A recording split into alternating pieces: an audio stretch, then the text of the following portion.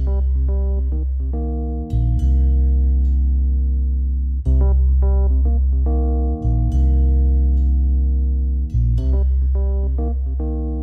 and welcome to another episode of Video Game Logic. Today's episode was recorded on September the 10th, 2019.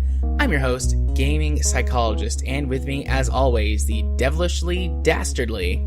The Caffeine Rage. On today's show, we will of course be discussing the games that we played this week. The Nemesis system and Codemasters Grid Reboot makes for some dramatic racing. Valve announces Steam Library Update and Dev Tools. A Madden 19 logo shows up in Madden 2020, or 2020? 20s, all the way down. All the way down. Shenmue 3's refund process is starting soon, but it might take a while. EA's infamous defense of Battlefront 2's awful grind wins a Guinness World Record. There is an official KFC dating sim, and Colonel Sanders is a cute anime boy. We'll have our Steam community corner... Fuck, I was too excited about the anime boy. We'll have our weekly community corner and a Steam weekly discovery queue. Timestamps will be in the show notes following their respective topics. Good evening, Rage. Good evening. How are you? I'm doing okay. It's been a floury week. I had a 10-pound bag of flour that I was mail ordering in.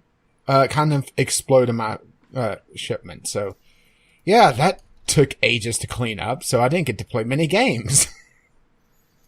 Are you diving right into games we played? Is that like an instant segue? Yeah, let's go with that. Okay, sure. That's fine with me. We won't waste any time this week, which is very odd. And I'm saying that as I waste some time. What game did you play this week, Rage? I was part of the community game night, and we played Sea of Thieves, or more Sea of Thieves played us, I think, because I have some mixed feelings about Sea of Thieves. It's one of those games that it feels like a wiki game. Mm-hmm. It does not explain a damn thing, but also it honestly doesn't feel like there's a lot of depth to the game. It's more sandbox, which is kind of the antithesis of a wiki game, because typically those types of games are, the reason why you need the wiki is that there's so much information that it can't really be presented in a tutorial and have, a decent runtime. Instead... Yeah.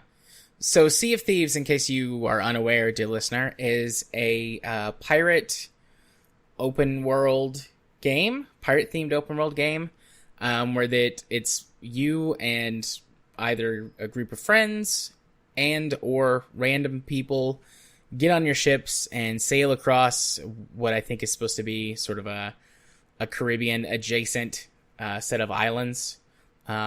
And there's some various factions with missions that you can do. Apparently there's a storyline.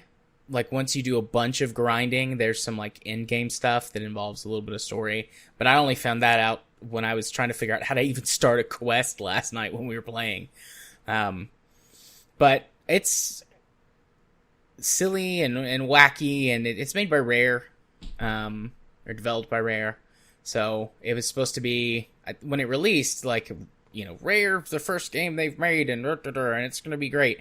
And I hated it when it first released, because I had Xbox Game Pass on like a trial or something, because I think that Sea of Thieves debuted with the Xbox Game Pass, and so you could get Game Pass for $1, and they had just recently started the Play Anywhere program, so I had Xbox Game Pass, and I could download Sea of Thieves on my PC through the Windows Store, so I played it that way initially. I can do a tiny bit of comparison. There's not really that much of a difference on the lower end. There's a lot more graphics options. The game seems to run better on my PC than it initially did, so I assume they've done some tweaking and fine-tuning over the last couple of years. And there's a little bit of additional content that I can see, but otherwise the game feels basically the same. The biggest difference is that instead of trying to play it by myself, I played with you and Jim. Yeah, and... I think what was really the buzzkill was there at the end to me, but we'll get to that. Yeah, so the game being primarily a sandbox was actually a lot of fun. There's a lot of little systems you can play around with, like fishing and cooking. Obviously cooking there's the is piratey just stuff. it's just timing. You have to just sit there and watch it cook. then there's lots of stuff you can do on board the ship. You can launch yourself out of cannons. You can shoot like a little grappling hook thing. And you can actually reel in a person with that if you shoot them. We discovered that right there at the end, and that's kind of silly and fun. And then there's all of the piratey stuff. You can sail your ship around. And I had the most fun with that last night because the way that it works is that one person can't sail a ship really. The smallest ship, or the galleon at least. Yeah, the smallest ship, which is a sloop, is designed to be used with 2 people. One person can sail it, but if you get into combat, like you can't shoot the guns and sail at the same time and repair and things. It's a nightmare. But the 3 of us were on the galleon, which is the largest ship. There's a 3rd ship now. Originally there was the sloop and the galleon, a little ship and a big ship. And now there's one that I think is in the middle. But I just went with the galleon because I knew it from before, and there were 3 of us. But on the galleon, one person is just driving the boat, and they can operate the sails on the very back of the ship. There's 3 sets of sails or 3 masts, but the main mast in the like dead center of the ship blocks your entire view. So you can't really sail. You have to rely on other people to call out headings and directions, and you've got a compass.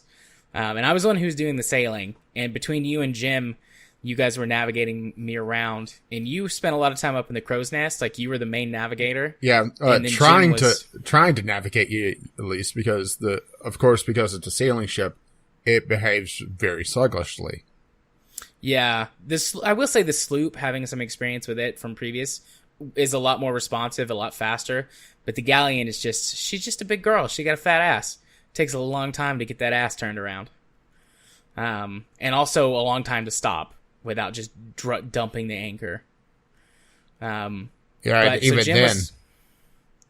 Jim was primarily the anchor man, and he was operating the front 2 pairs, or the front 2 sets of sails. I have no idea what the nautical terms are for a lot of this stuff. I know my difference between port, starboard, and bow and stern. Yeah, the go fast sheets. But I don't know like what the technical terms are for each of the masts.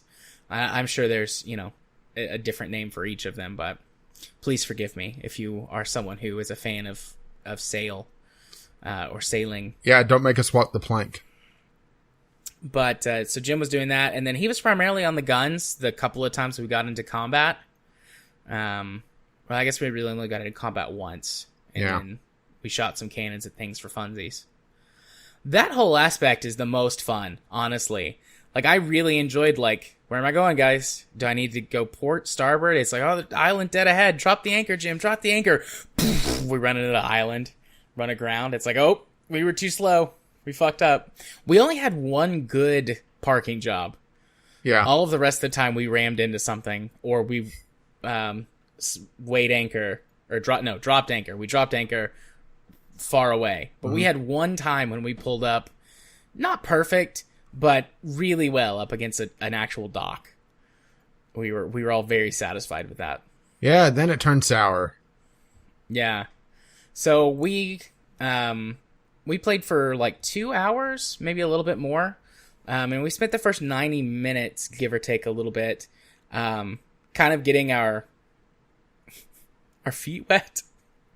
But getting our sea legs. Getting our sea legs and kind of figuring out, okay, how do we do stuff? How does this work? Because, there's no tutorial. There's no tool tips. There's some, like, level 0 quests that you can get that I had from when I had played by myself. But, I mean, you guys just jumped in and went straight onto my pirate ship, and away we went. But they don't really tutorialize anything. They're just, like, supposed to be really easy. So we tried one that was to go kill some skeleton pirates. Yeah, I'm assuming that you also would have had a map for that, and since you couldn't find the map, we went to where it showed, hey, there's enemies on the map. Okay, let's go with that. And that ended up poorly. Well, thankfully we did die, but we didn't die fighting the enemies. We ran over something in the water. Yeah, like a mine or something. Yeah. Like maybe they dropped an explosive barrel. Possibly, and then we ran it over. I didn't think about that. That would have been a good move. Because we were in a larger ship than them, and they rammed us, but then they ran away. So I don't know if those were human players, or if they were an AI that was fucking off to go do something else. But That would make sense because we were trailing behind them quite a ways, and then we could have ran over an explosive barrel.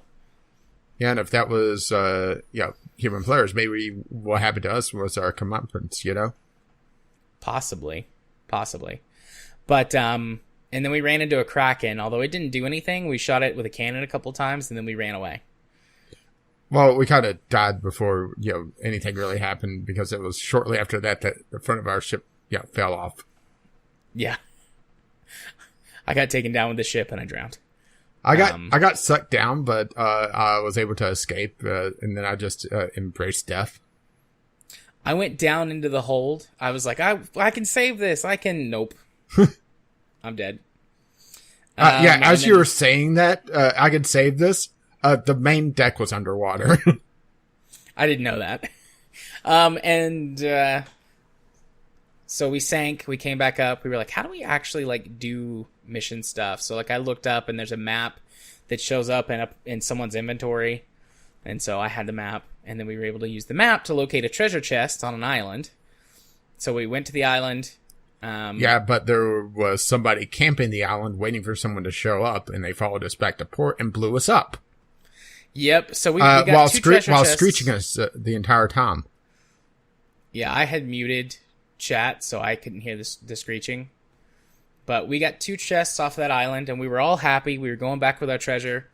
The one time we parked our boat good, you get one of the chests and you go to sell it, and I'm down in the hold, and I'm like, oh, there's some damage. We must have ran into something earlier, and so I'm fixing it. And then I blow up, and I didn't know what happened because I didn't have voice chat. And then you're like, oh, they're killing us, or whatever. And they sank our ship, and that kind of killed our mood for the rest of the time that we played.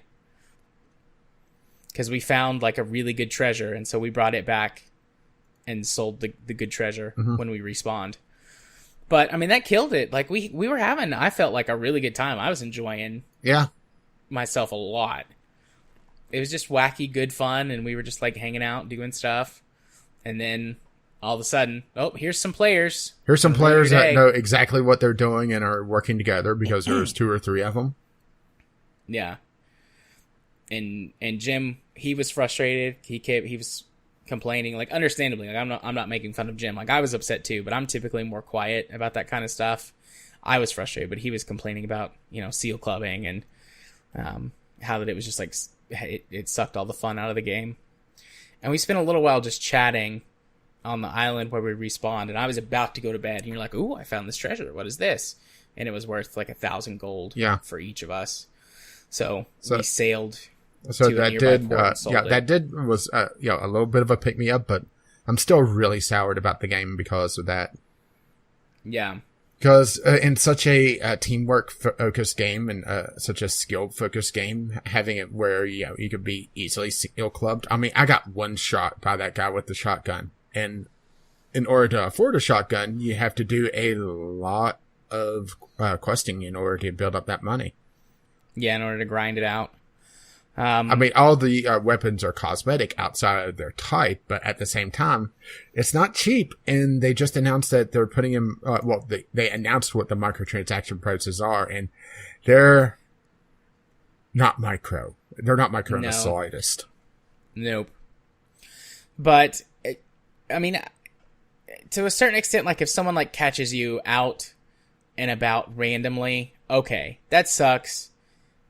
But I can understand it a little bit better. But we were docked at port at a friendly port. Quite literally called Sanctuary Island. Yeah, and they sank our ship and stole our treasure chest. Yep. So, I mean, just fuck that.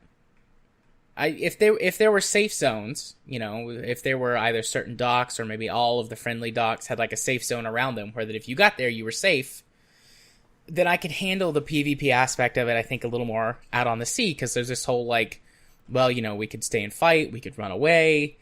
If they board us, we can try I got shot in the middle of town. So... Oh. Yeah, so it's not even a safe zone you're not even safe on land. No, I was on land, in the middle of town, and he shot me right point blank in the head. So that's why I was pissed. Yeah, that was no fun. I mean, I genuinely had been enjoying the experience. It's not a great game, but it is a game that can generate a lot of fun if you're playing with, a group of friends and you're just looking to relax and maybe knock out a few quests. It's a very sort of but like how a lot of MMOs are. Yeah, but the a problem lot is, of MMOs. Well, I was going to say the problem is, you want to relax and just hang out, do some quests. Well, good luck with a sandbox with other people in it. Yeah, I think there's certain quests, if I remember correctly, the ones where you go and just kill pirates, you don't have to bring back treasure. And there's other quests that you have to bring things back, but they're not treasure chests. They're like quest-specific items. And I don't remember or not if it was the same guys who were camping out our island where we dug up the treasure. But, there's certain things where you're supposed to bring back like animals, chickens, pigs, whatever. Capture those and bring them back. And I don't think they're valuable at all unless you're actually just turning in the quest. Although people could still grief you and sink your ship and you'd lose the quest. Gee, people griefing you and make your ship explode? But if you're not carrying a treasure chest, there might be less incentive for that. I don't know. People are dicks. People are dicks. So, at least I didn't have to hear the screeching. I did hear a little bit of it. I don't know if it's just so loud I could hear it coming through, I think, Jim's mic. Yeah. Or if there was a little bit of audio bleed. But I could hear the screeching just barely. But, I had muted that from way back because I didn't want to talk to anybody or deal with anything. So, I don't... is there anything else you want to say about the game itself? Looks, gameplay, anything like that? It's one of those games that I wish that there was more depth to it than what there really is, because when you really look at the game, there's not a lot there outside of just, pirate sandbox. Which, okay, for some people that's fine, but there's... once you have a couple people that could work as a crew, that's it. It just doesn't feel like there's a lot of depth to the game. Yeah. I knew that there wasn't a lot of depth, but it's one thing to know it, and there's another to experience it. And just looking at, okay, well, all of these weapons are literally reskins of the same weapon. They do the exact same thing. All the clothing is all cosmetic. All the ship stuff is all cosmetic outside of just the ship types. So, it just, I just don't see the point of it. Outside of just being dicks to other people, which, kind of hurts your player base in the long run. Yeah. We had talked about potentially playing it again next uninstalled. Monday. I'm done. Thinking about it? No. Okay. Never mind then. You and Jim can. I don't know. I might. The thing is that it's I'm sure it's fine with 2 players, and this is nothing against Jim, but having a larger crew seems like it would be a lot more fun. With 3 of us was great. 4, I think, would have been fine. 2 people, if it was just me and you hanging out playing, that would be fine. But I think this is one of those things where it's well, the more the merrier. And the game loses appeal the less people you have to play with you. Except for the random people. All of this could be solved if there was a private mode. I wouldn't give a shit if there was some kind of restriction on it. You can't earn, achievements, or you can't earn premium currency if you're in. Yeah, because that's one of the things is that, and that I think it's absolutely going to turn the player base incredibly toxic. Supposedly, according to you, it has a really helpful player base. Didn't see that. According to me? Or was it Jim that was talking about how supposedly on the subreddit they're talking about how all the players are really helpful to one another? Oh, that wasn't me. Okay, it was have been Jim. Talking about how nice the players are to one another. Well, supposedly in the the microtransaction update, whatever they're going to call it, they're also making a rare skeleton that can drop a minuscule amount of the premium currency. So in theory, you could grind out that $30 cosmetic ship. But let's be honest, you're not. If anything, that's feels like a psychological trick of, I have just enough that if I bought $5 worth of currency, I would be able to afford that ship instead of, playing for another 30 hours. This is going to be like or this sounds like something that'll be like It feels like a mobile what was title. Well, I was gonna say like something like Star Wars Galaxies. I remember when they introduced Jedi to that game, and there was like one quest where you had to go in order to get a part for your lightsaber, and there were just like huge lines of people forming to be like, all right, who's next to farm the whatever creature to get the part that you need for your lightsaber? Except this will be worse because all of the people will be shooting each other. In Star Wars Galaxies, I think that it was in like a PvP safe zone or a PvE zone. Well, since we're going back that far, back in EverQuest, all the epic weapons, each one of the classes had, well, actually it was several they weren't even the top tier weapons, but they were gimmick weapons. So, the one that everybody had to have that was of that class was the cleric one because it was a 96% res, if I recall correctly on the percentage, meaning that whenever you resurrected someone, they regained 96% of the lost experience, which was a big deal. Oh, and it was also manaless. The warrior's weapons back in the day was pretty good.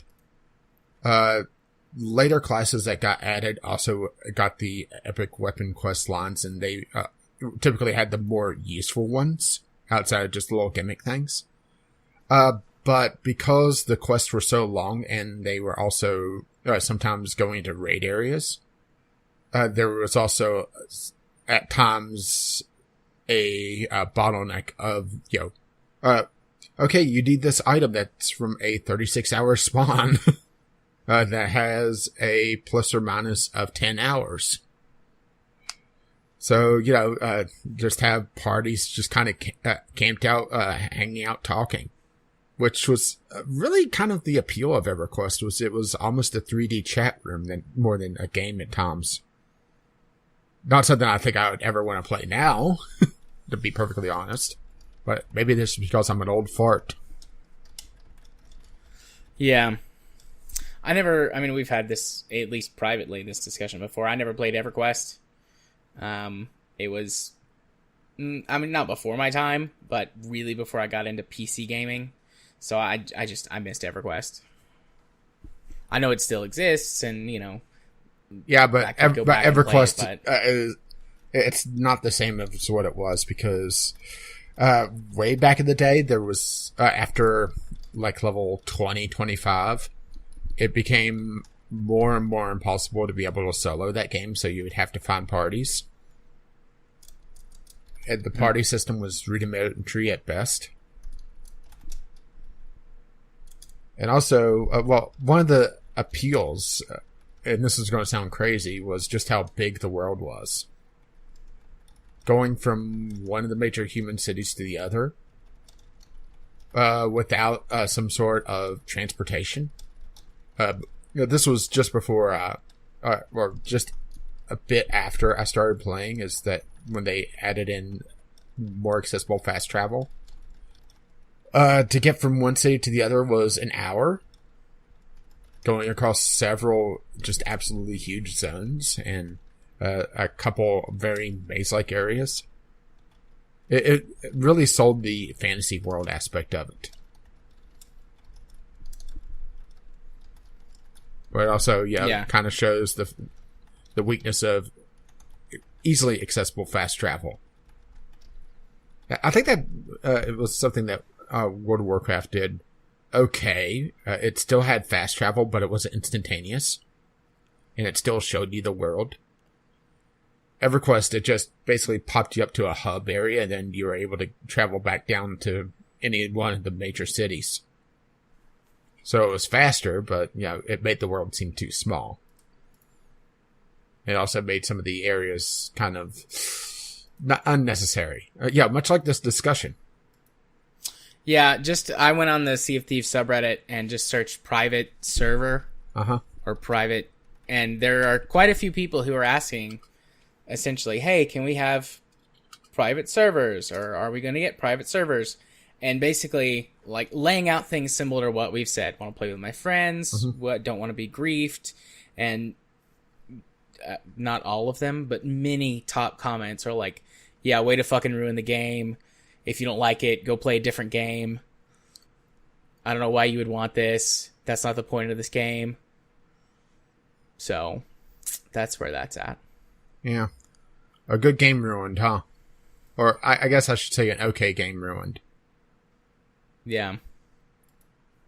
So, there's some stuff on here that says private servers are coming, but that was a post from 5 months ago. So, potentially, but their big update, like this is their big update. So, if it's not in their big update, then I doubt it's coming anytime soon.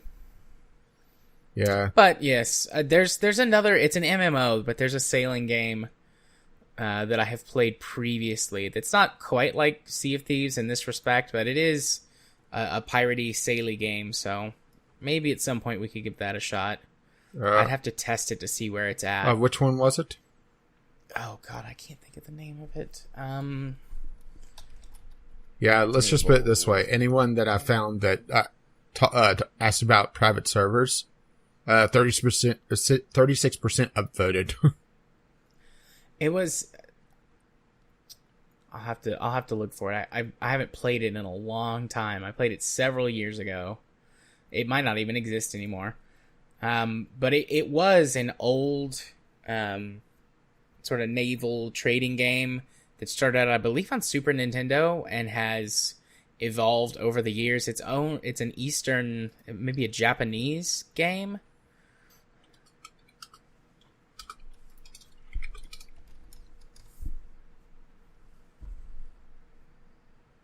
Yeah, I'm just trying to... let's see if Steam has anything. It was on Steam at one point. That's where I played it. Tempest?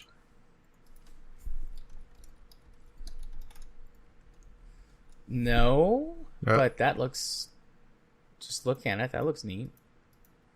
Open world action RPG. Weird.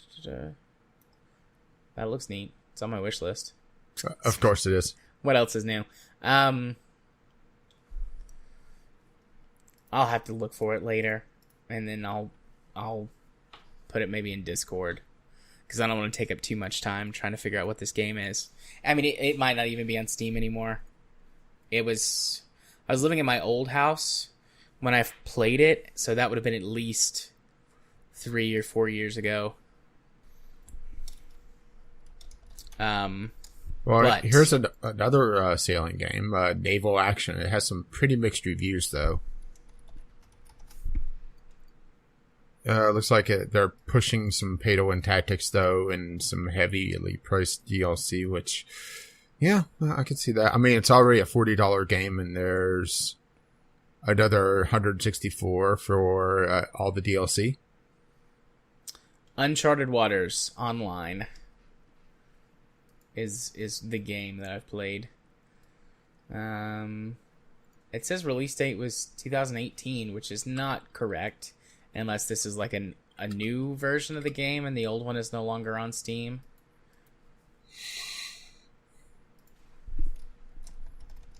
Oh, well, it looks like it's still online. Yeah. I think I actually played this at one point. Hang on, let me take a look at... This looks familiar to me. I think I actually tried this out at some point.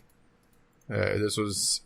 in between when I played EverQuest and World of Warcraft, and went through a bunch of the MMOs at the time to, see if there was anything decent out there that wasn't quite literally, another fantasy MMO. There wasn't, or at least I tried. Well, have queued it for install. I'm gonna try it and see if it's good. I remember it being good, but that was several years ago, and my taste in games and also it looks like they've added a cash or have a cash shop, so gotta be careful of that. Yeah. Okay. I don't have anything else to say about Sea of Thieves and the rest of this tangential conversation. So if you are done, I can move on to my 2 remaining games. Well, there was one redeeming thing about Sea of Thieves when they announced the microtransactions. Or have you seen that? No, I don't know. I've seen some stuff about the microtransactions, but I don't know what you're talking about. Well, on the dev stream where they were talking about the microtransactions, they had a monkey. Oh. And the monkey... Oh, and the monkey pooed on the guy's shirt. He shed on him. He threw up on him. That was one sick little monkey. Literally. I mean, the monkey does represent the audience, doesn't it? Yep. Definitely to an extent. Okie dokie. So, other games this week. I had 2 other games.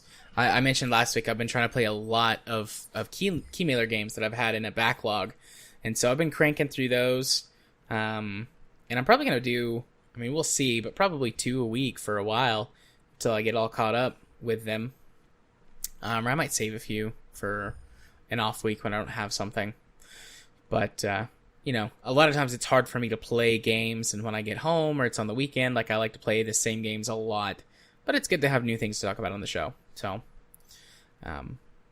Microtown is the first one on my list of 2 that I played this week.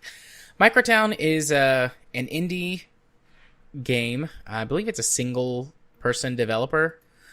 And it is a medieval village city building management game. It's very simple, relaxing, easy to play. It's got a nice, calming soundtrack. It's using sort of a very retro or very minimalist art style. It's not ASCII like Dwarf Fortress, like it's not like that, but it is very sort of 8-bit isometric view. You can't scroll the camera in or out, which is fine. You don't really need to. And it's a fairly simple city builder. You start with just some basics. You can grow some food, build houses, cut down some trees, and mine some stone. There's a small tech tree that you work your way through by completing tasks to get research points. There is a building, it's a library or a print, it's either the library or the printing press that gives you continuous research points, but you can still get through the entire tech tree without that just by completing challenges, which gives you big chunks of research to go through the tech tree. And as you go and increase your tech tree, you start to be able to sort of reuse the land more and more. Initially, you know, you can only chop down forests, and there's only so many trees on the map before they're all gone. And I don't believe they regrow naturally, but after a couple of advances on the tech tree, you unlock the ability to grow and replant trees. There's multiple different types of crops, and some of them will, if they're not stored in a silo, will spoil faster than others, and can satisfy different levels of hunger. Like initially, you can only grow carrots and tomatoes, but later on, you can get potatoes and wheat to make bread. You can eventually get beekeepers, where you can collect honey and use that to create either food or alcohol, which you can serve at your tavern, which makes your citizens happy. There's a few basic mechanics like that. Like there's happiness. The more citizens you have, the lower their happiness rating is, unless you have things that give them happiness. So alcohol makes them happy. You can build a market square sort of area and place buildings around it. They're like little tent stalls that represent like a bazaar or market of some kind. And that increases happiness. You can have healers, and they can go around and heal people when they're sick, which increases happiness. There's a few other things too. There's some like luxury items that you get a little bit farther down the tech tree, which increase happiness. But essentially, the happier your people are, the faster they work. And the sadder your people are, the slower they work. And it increases their chances that they'll die. Which you have to have. If you don't have people that... if you don't have a church with a graveyard, then your people won't get buried. And so that will continue to decrease happiness because there's dead bodies in the street. But it's not a complex thing like, you know, SimCity or anything like that. Like you don't need, you know, for example, hospitals because disease can spread. Like there's nothing like that. It's all sort of this happiness, unhappiness economy, and then food. Your people can die if they starve to death. So kind of they can overwork to death or they can starve to death. But otherwise, I don't think they can die from age. I've had my village for a long time working towards the final goal in this alpha version of the game, which is just to build a monument in your town square. And then launch potatoes into space. Woo!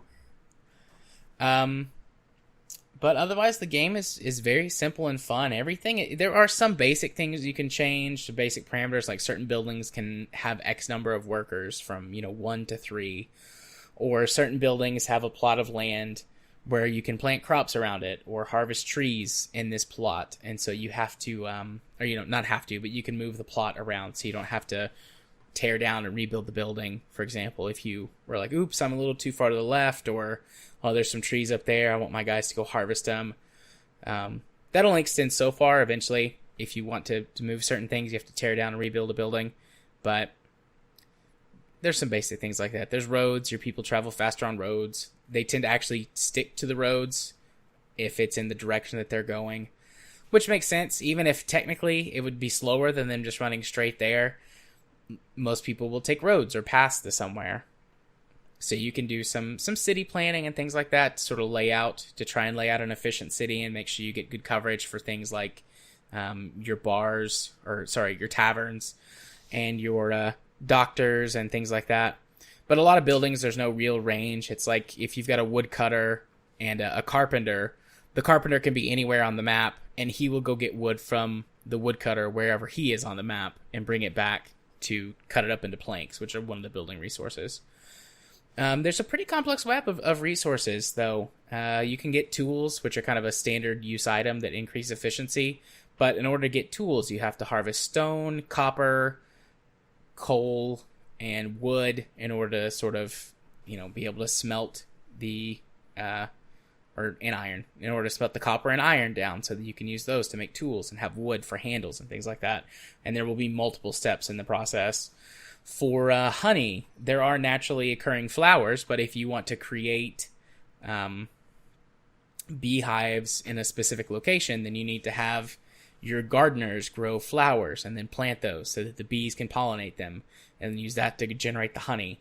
And then there's another press that you have to build that the guys take the honey to and turn it from raw honey into usable honey. And then if you want to turn that into alcohol or medicine, you have to take it over to a different building for that. And so there's a pretty complex chain of things, but it's all fairly easily automated. And once you get it set up, it generally just works. You'll notice if you need more of something, like, for example, happiness, if you want to have more taverns to increase your happiness, you can see if your happiness is in the negative, you build a couple of taverns, spread them out around your town, and then, you might need to increase production to go along with that. But it never feels overwhelming. It's not like, oh my God, I made this one change and now I have to uproot everything. Like in a lot of, city building or management games, it's not like, oh, this one change means I have to uproot my entire system because the design no longer works. It's just like, nah, stick some buildings over there. They'll, the guys will run it around and get everything taken care of. So it's very fun. It's very relaxing. The art style is very cute. I haven't completed a playthrough yet, but it's in very early access. There's talk of a bunch of different additional features along the road or down the road. But even as it is, I've gotten a pretty solid 3 hours out of it so far. It's probably going to take me another 1 to 2 hours to actually complete the statue and sort of air quotes win. I got it for free through Keymailer, but I would be totally happy to pay, maybe $5 for this experience. It's currently $8 on Steam. In its current state, I think that's a little much, but if that price holds and they add some additional features, more buildings or some more customization options with other things or new goals to work towards. You're on an island, so they could do something with the water, fishing or boats or something like that. Or maybe there's an island chain that you colonize, just a few things like that. I wouldn't want to get it too far out of the scope of what this game is, because the idea, even in the description, is a fairly simple, calm, relaxed game, village management game. Well, they have said that the price will rise moderately according to this before the it releases from early access to reflect the additional content. Okay. Depending on what the content is, would depend on what I would feel comfortable with the price at. Like right now, easy $5. If you like this sort of thing and you want a very relaxed experience, I could see buying it for the $8. Depending on what they add, I feel like that this could be a really, as long as the content they add is solid, I feel like this could be a pretty solidly priced, $15 indie game. Well, Maybe 20 it looks bucks. like they're going more political with the, at least the bullet points on the early access box. Scenario and campaign-like mode with goals, more and expanded production chains, more in-depth villager needs and interactions, governing policy and perks, trading, and improvements to graphics along with more. So, I hope they don't change the graphics. The graphics are perfect. Yeah, they remind me of like a 90s DOS game. Yeah, it's perfect. Trading could be fun. Governing policies and perks, potentially. More in-depth villager needs and interactions, that's fine. More and expanded production chains, that's good. Scenarios and campaign. There's like an infinite mode, and then what I'm playing is like a scenario where the goal is to build the monument. So, yeah, some of those things are good. I hope they don't change the graphics. I like them the way they are. The only thing that I would like all of your people look exactly the same, and that's okay. I just wish that there was like male and female peoples. Well, the pixels aren't big enough for diversity. Boobs. Touche. But some kind of diversity, like different shirt colors or something. Me and my kid were just playing a game where we were like, he was like, well, what's that one's name? And I was like, I don't know, buddy. They all look the same. He was like, I'm going to call him Bob. I'm like, okay. And then every time we move across the screen, it's like, hey, Bob. I'm like, no, that's not Bob. Bob's over there. And he's like, how do you know, Daddy? And I was like, I just know these things. So then we started naming them. And obviously, I didn't know shit. I was just making it up. But, that's one of those opportunities where it's like I can lie to my kid and he thinks I'm cool. So we've had a lot of fun playing it. So Microtown, great game as it is for like $5. With the addition of all these features, depending on how they play out, I could see it being worth about $15 in the end. If it's too much higher than that, I don't know if it's worth it. But, Steam sales come around, so you could definitely pick it up on a sale. And then the other game that I played is called Railed. This is a puzzle game, a train-themed puzzle game. You have a randomly generated board or a random board. I don't know if they're randomly generated or if there's a bunch of different boards that it just sort of will pick one and throw it at you. And 4 different stations. There's like a train station, a factory, a rail yard, and something else that I can't remember. Maybe just like a warehouse or something. And a gold mine. And you place everything on the map aside from some initial tiles that block your path. They're mountain tiles. And some of them have different images, I think, to just reflect like different types of terrain. And otherwise, you place everything down on the map. So you'll place down the gold mine, you'll place down the factories, which you have to place one on each border, but you still get to place them to try and maximize your efficiency. And it's a puzzle game. So the little, if you look on the screenshots, there's a big X button at the center bottom of the screen. Pressing the X button stops a train that's driving by in the background, and out one of the cars will open, and out will come 3 different random track tiles, and then there's 3 tiles that you can purchase for various sums of money. But you build a track, continuous track from the gold mine to as many of your 4 destinations as possible, and you get bonuses for creating continuous rail lines. So if you just create 4 individual rail lines from the gold mine to each of the 4 destinations, you'll get a bonus for connecting all 4 of them, but you'll get a bigger bonus if you're able to connect multiple of the destinations in succession. So if you're able to connect all 4 to the gold mine through a single route, then you'll get a huge bonus for having a continuous rail line. Also, if you feel like all hope is lost for getting all 4 of them, or maybe even any of them to the gold mine, you get bonus points for connecting various destinations just together. And you get a certain amount of score for each of these things, and the goal is to build up the largest score that you can. It's just reflected in gold coins of like how much money you earn.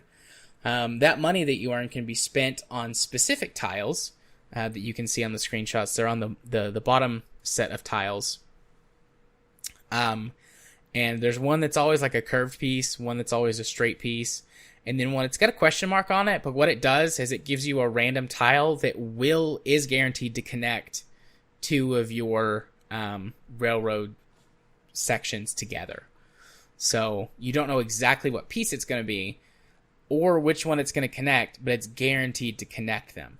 And they cost it costs 3 times as much as the standard curve or the standard straight piece that you can purchase. But you only get those 3 for each time that you do the puzzle. So if you use all 3 of them, then they're gone. There's also like bonus pieces that you get. So whenever you place them down, you'll get bonus score on your rail line. And then there's a coin that you can plop down on any space in the map that counts as a bonus. And if you move a rail line through that space that is connected to the gold mine or one of the destinations, you get bonus points for that too. So I typically stick it like right next to the gold mine. That way I'm pretty much guaranteed to get it. Otherwise, it's a fairly sort of straightforward puzzle game. I guess one other aspect is that there's different colors. If you look at the screenshots, there's different colors on the tiles. So you're limited in where you can place a piece based on what the color is. So you might have a curved piece that is the one that you need, but if it's not the right color, then you have to sort of burn it and try and put it in a spot that it's not going to interfere with the rest of your rail line and hope that you get another piece that you can use to go in that slot later. But it's good fun. It takes 5-ish minutes, 5 to 10 minutes to play a single round. The higher your score goes, the higher your level gets. There's a global leaderboard that it shows you at the end of every round, win or lose, like whatever your score is. You can see where you rank. I'm like just outside of the top 100. I don't know how many people are actually playing this game, but I'm just outside of the top 100 at this moment or all time. I'm guessing. I threw a number out. Oh, okay, yeah, I'm 105. I've had a good time with it. It's definitely got some replay value if you're into this sort of thing. And it's definitely not a bad game. I like the art style. It feels very Papers, Please in the art style. The soundtrack also actually feels sort of Papers, Please inspired. So I don't know if they are drawing inspiration from that, or if they are just big fans, or if it just happens to be a coincidence.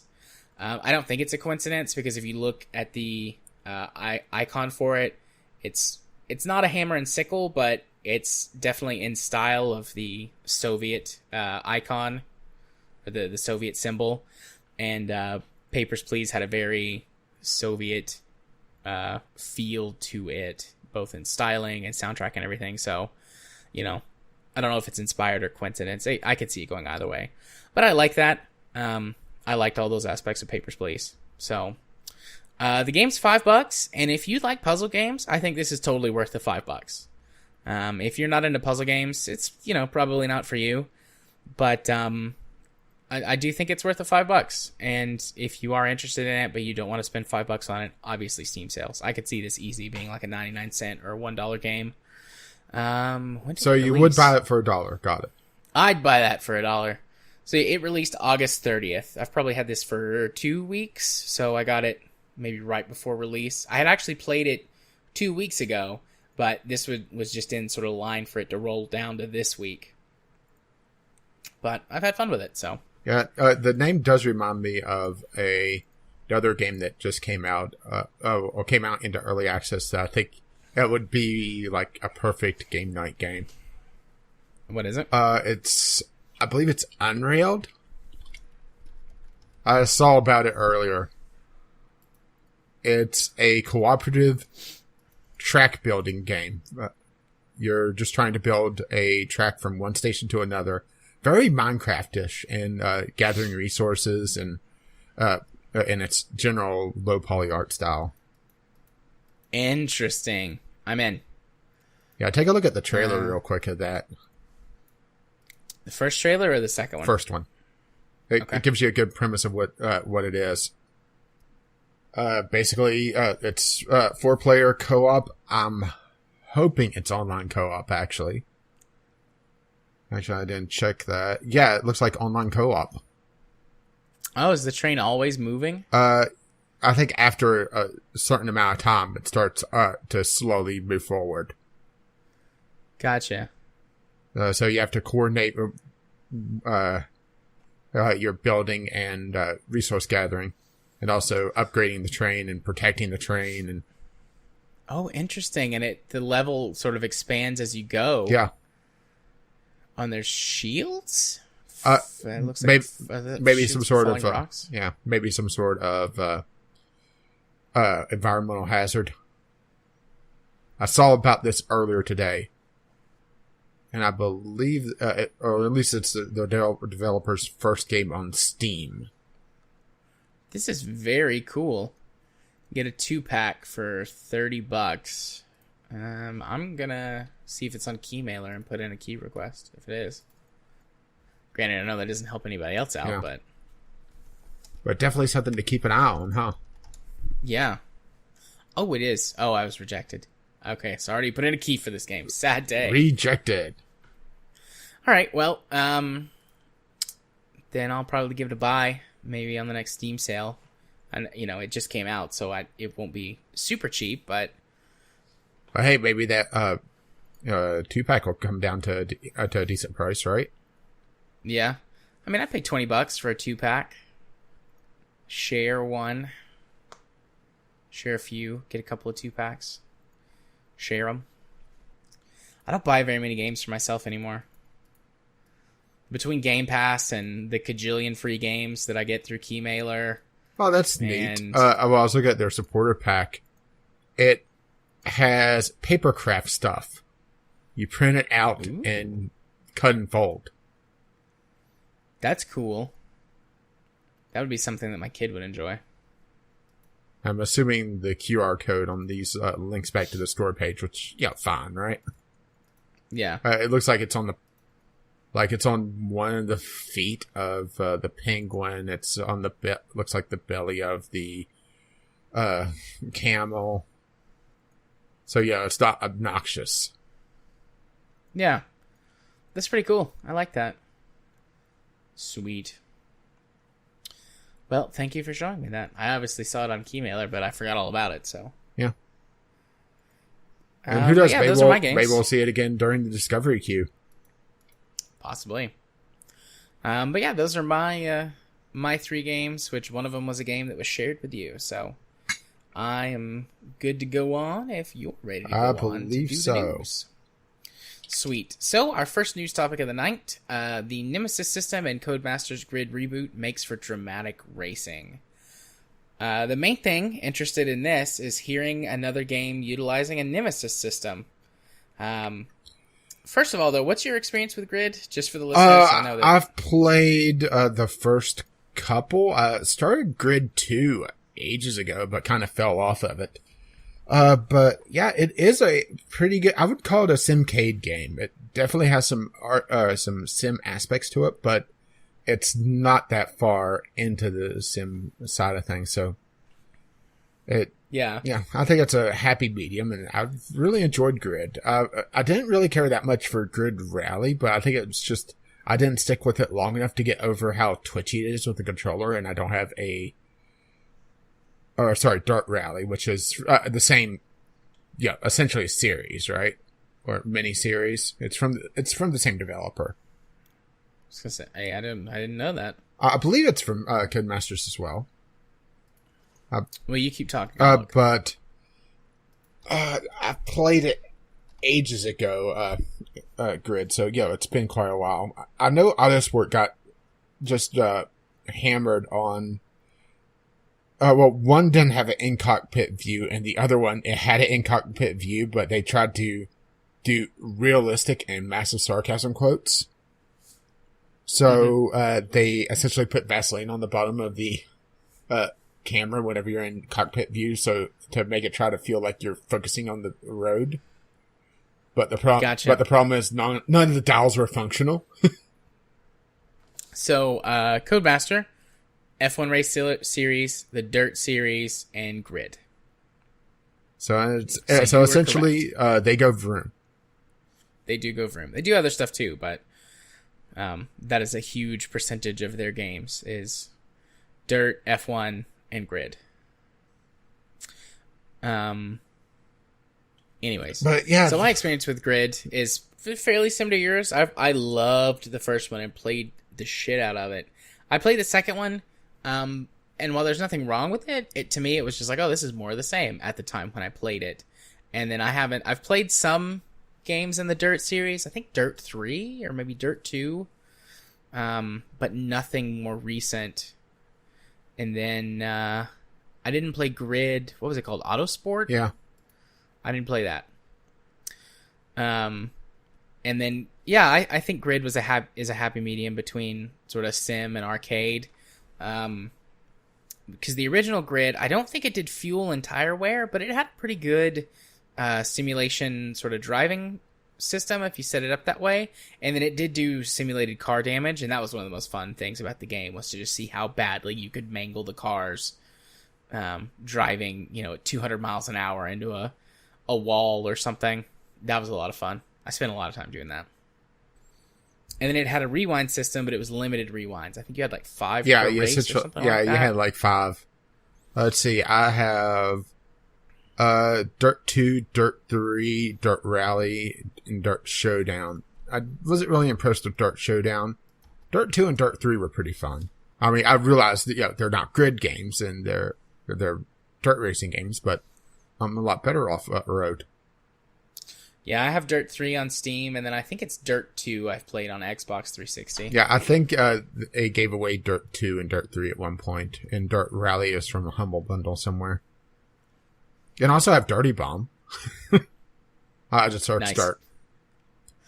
But back to the original gist of this article, one thing that Grid did that I've not seen in too many racing games, either before or since, that I'm aware of, is that they had a team racing system where you had a teammate that you could sort of, that drove around with you, and I can't remember if they could earn skill or if you just had to hire a better I think if I recall correctly, you had to hire a better one, but you had also limited command over them, so you could tell them to push it or hang back. Yeah, so they've got they're adding a Nemesis system, which the initial part of that is that during races you can make Nemesis if you drive aggressively towards them, and it says that you can get up to 5 during a race, but you would have to be extremely aggressive to make that happen. But also, one other thing that we were talking about was essentially an AI director for this game and an AI pool. So one problem I kind of always had with really racing games in general, but the Dirt series was kind of Dirt and Grid were the bad ones for it, was that certain racers were obviously intended to be a lot better than others. So it got a little bit boring seeing, okay, it's gonna be this guy first, this guy second if I don't get up there, this one third, then it starts to get a little bit murky. Occasionally they do, would goof up, but it felt very static. In this, whenever you start a race, they said 400 different, differently programmed AIs, or different, essentially AI profiles, let's be perfectly honest here, that it pulls from a pool, and that it has some sort of AI director to try to make the race more dynamic. Now, I'm a little concerned about that, just because is it also going to be trying to dick you over if you're doing too well as a form of rubber banding? And since typically racing games are pretty short or per race, are you going to see that much from it, or is this going to be focusing on longer races and the dynamic director or AI director? Is it going to try to just, kind of shake things up a little bit so it's not as monotonous? Yeah, that's my big concern with that. That's the big one I had with this. Yeah. I don't know. That's interesting. So there are a few games that I've seen that have done sort of AI that grow in skill over time. Forza 2 had this, and then they dumped it, which made me sad because it was one of my favorite parts about Forza. And then Gran Turismo, various ones have had a B-spec mode, where that you're more of a racing team director, leader, captain. I don't know what that is. Overlord. Yeah, but you could have teams of drivers in those.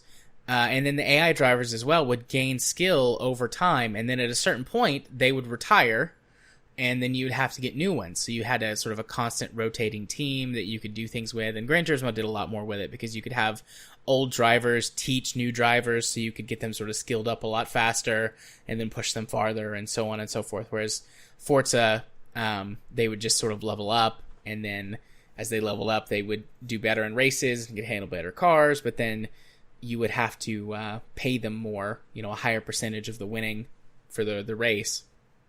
So there have been games that did this before, and I know in Forza that when you were in that mode where you were having other drivers run the race, there was a pool of drivers that you would see, and you could see their skills going up as well because you could potentially hire them for your team. So there have been games that have used this sort of thing before.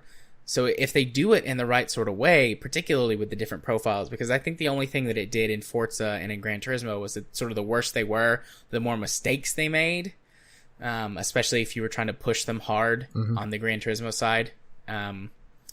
In Forza, you couldn't really do much other than just like, hey, try to win. And you could tell them win better in the endurance races. Yeah.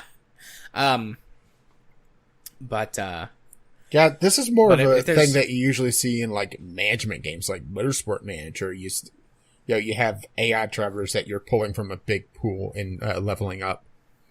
The thing about the Nemesis system is, if they limit it to a single race, that feels like it's kind of missing the point. If they had it where, at least the original grid, it was like a season of racing, and it would go year to year.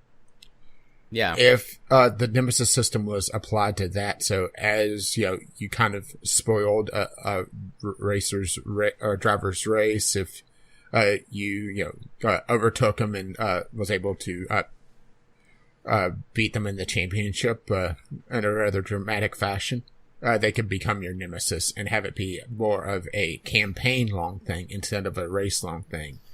That sounds a lot more interesting to me. I would certainly prefer that. They do mention some stuff about teammates, how that they have their own sort of personalities, and a teammate might be so I'm just gonna read. It says one team might be very fast but infuriatingly stubborn, rejecting your orders for him to move up the pack. You can use the controller's D-pad to issue orders. Other teammates might just plain suck. In a sport rooted in repetition, hard graft, and tackling courses day after day, varied driver personality should help keep things a little bit fresher. So that could be interesting too. Like, it could definitely be annoying if you had a teammate who didn't listen and it was like the shitty people on Forza, the online races.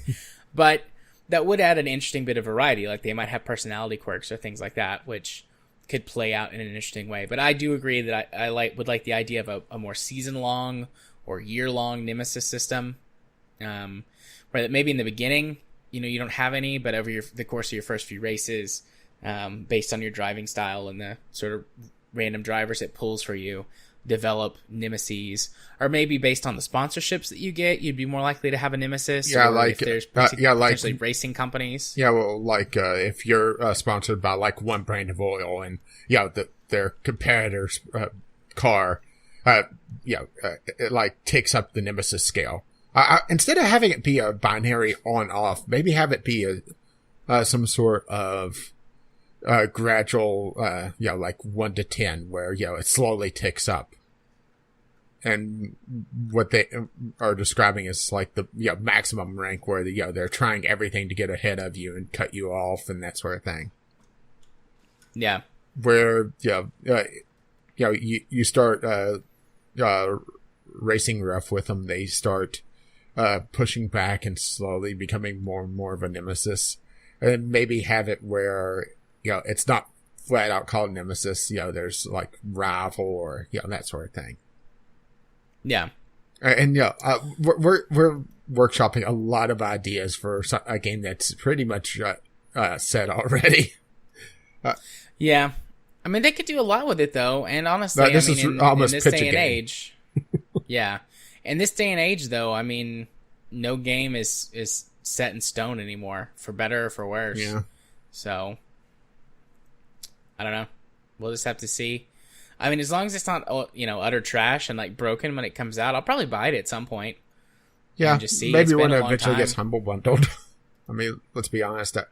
I'm still pretty much doing all my racing with Forza, even though that's kind of cooled off just because, we've kind of, or at least I've maxed out outside of just going doing some of the storyline stuff. Yeah, I still want to go back and 3-star all the storyline stuff and collect every car that I want in the game. Like one of everything, every car that I like. I just enjoy playing Forza though. Like I played Forza for a while yesterday before we did game night. I played Forza for like an hour and a half. Just because I was doing some drift adventures. Kind of working on that, working out some new drift cars and figuring out that system some more. I finally got the mixer point thing to work. Oh, really? Yeah. So there's a lot of these like 24-hour free experience streams or whatever. And at one point, maybe that worked, but somebody actually has to be online streaming. Like they can't be sitting still in a menu or anything like that. Oh, so in order so that's for the legacy points stuff. to tick down. So that's what. That's legacy stuff. It's broken, and they just don't, never turned it off. Well, I mean, so yeah, you do get the mixer points and the ranks, but you have to actually be watching people play the game actively. And there was some guy who was doing donuts, and it was like 24-hour donut stream. But what I've been doing is I've just like at work, I've had it up, and I'll just swap back and forth between the active streamers for Forza, and then just tab out. I've gotten like 15,000 influence. It's not a lot. When you're first starting out, it would be a ton. Like get you a big boost on the level up and get wheel spins and money and rewards and stuff. But at this point, I'm not going to do it anymore after I hit the max level mixer, whatever. Yeah. Just because I want to get the specific rewards for those, and then the experience for the star card or stamps or whatever they're called. Anyways, this has drifted way far. Much like your It's on its way online out. venture. Indeed. Nice. So moving on to our next news topic. Valve announces Steam Library update and dev tools. Yeah, so this is something we knew was coming for quite a while. Was that they've been working behind the scenes on updating their client overall. And it's been a while since we've seen the last one. And, well, they finally got around to showing off some of the new library stuff. And, yeah, I do agree with you on what you said pre-show, is that, yeah, not sure how I feel about this. It feels very bulky, but then again, we're also in a privileged position. Yeah, if I had maybe 20 games... okay, before I go on about this... obviously, you can go to the link in the show notes, and you can actually see the screenshots that are up on the link. There's 4 that show off. I guess this is... I don't know if this is just like a mock-up or how it looks in its alpha state, doing testing. Because this isn't live. It releases into beta on September 17th. So 1 week from today's recording. Yeah, pretty much recording day next week is when this will be out, so we'll be able to have another news topic about it. Yeah. But anyways, it looks very much like the sort of the EA, a little bit of the EA one, a little bit of Epic's, sort of the way that they do the tiles. There's also a list over on the left side, but it looks like it's got expanded icons on it instead of just being a straight up text list. You can enable icons in the Steam current version. Oh, well, didn't know that. Well, I wouldn't like it anyways. Well, the reason why I don't have it is that they don't have a cache file, so every time you reload Steam, it has to re-download all the icons. So, it's sitting there for ages for me.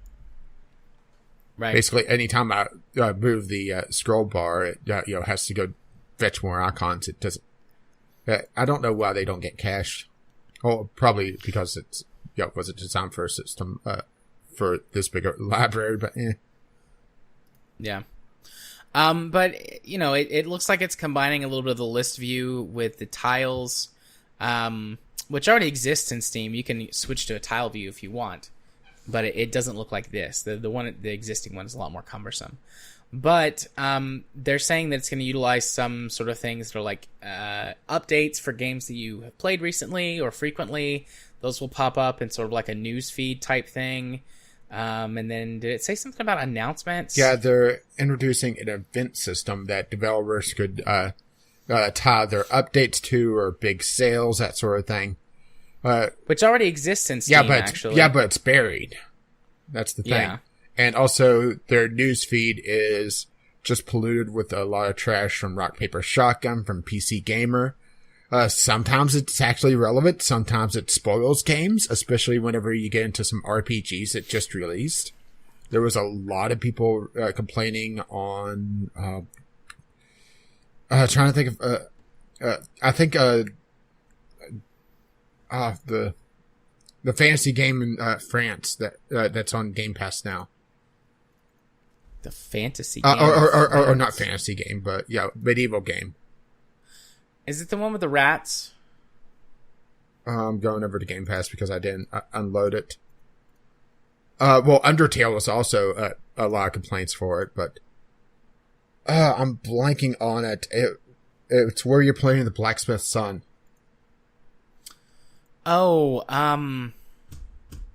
you know what I'm talking about. I know exactly what you're talking about, but I can't think of the name of it all of a sudden. Dang it. Well, at least I'm not the only one. And I'm not even seeing it on the list for Kingdom Come Deliverance. Yeah. I was wanting to go Deliverance, but it's like, wait a minute, that's the subtitle. There was a lot of people complaining about Kingdom Come Deliverance, or there's a lot of people complaining about Undertale, saying that the newsfeed was spoiling the game for them. So be able to get rid of all the trash and all the fluff from it and be it focused on developer-related updates. I mean, I realize that it's also going to tie into developers trying to pitch a Kickstarter for their next game, because it already happens. 911 Operator has a Kickstarter announcement for 112 Operator, which is the British version. Mm-hmm. So, yeah, it already happens. So, you know, if they can refine it a bit where it's more useful, then, you know, I don't see a problem with it, really, as long as it's not, you know, completely polluted. Yeah. But it also is very interesting in the fact that it would allow for, you know, possibly have it where player campaign stuff could pop up if the developer gets behind it. Some of the lesser populated shooters, for example, I've seen occasionally the communities try to rally behind them and have like, okay, let's have a game night where everybody gets online at the same time and tries to boost up the servers. So be able to have that pop up could be interesting. Having noticed that, hey, there's a major update coming up to this game that you played 6 months ago. It could be interesting. Like I said, it all comes down to just how they handle it. I think that is the more important part of this instead of the library update. But I just hope they don't break everything with the library update.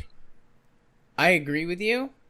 But also kind of circling back around to where we very first started when you were talking about the conversation we had before the show, or before recording. I don't really like the look of it. I've never been a big fan of like the tile system, period. Even when I had fewer games, I don't like big picture mode for that same reason as well. Mm-hmm. I don't like using big picture mode with the Steam Link whenever I use it. Like I just don't like that. I don't like the look of it. And I'm someone who keeps my games very organized. I kind of have to. Yeah, mine's semi-organized, but then again, I think it would take me like a week to be able to organize everything. So it took me several days. I just was like, I'm going to do this. So I went through and sorted it, and then I just kind of stay on top of it when I get new games now. But anyways, you know, I don't like this. I mean, I could live with it as long as it doesn't mess with kind of my current system.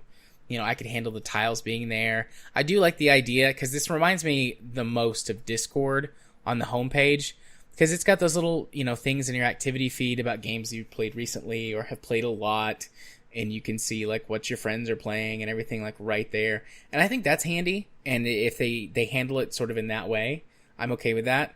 But I don't want that portion of it to just take over the entire library section, and completely ruin the entire like setup and flow that I have already.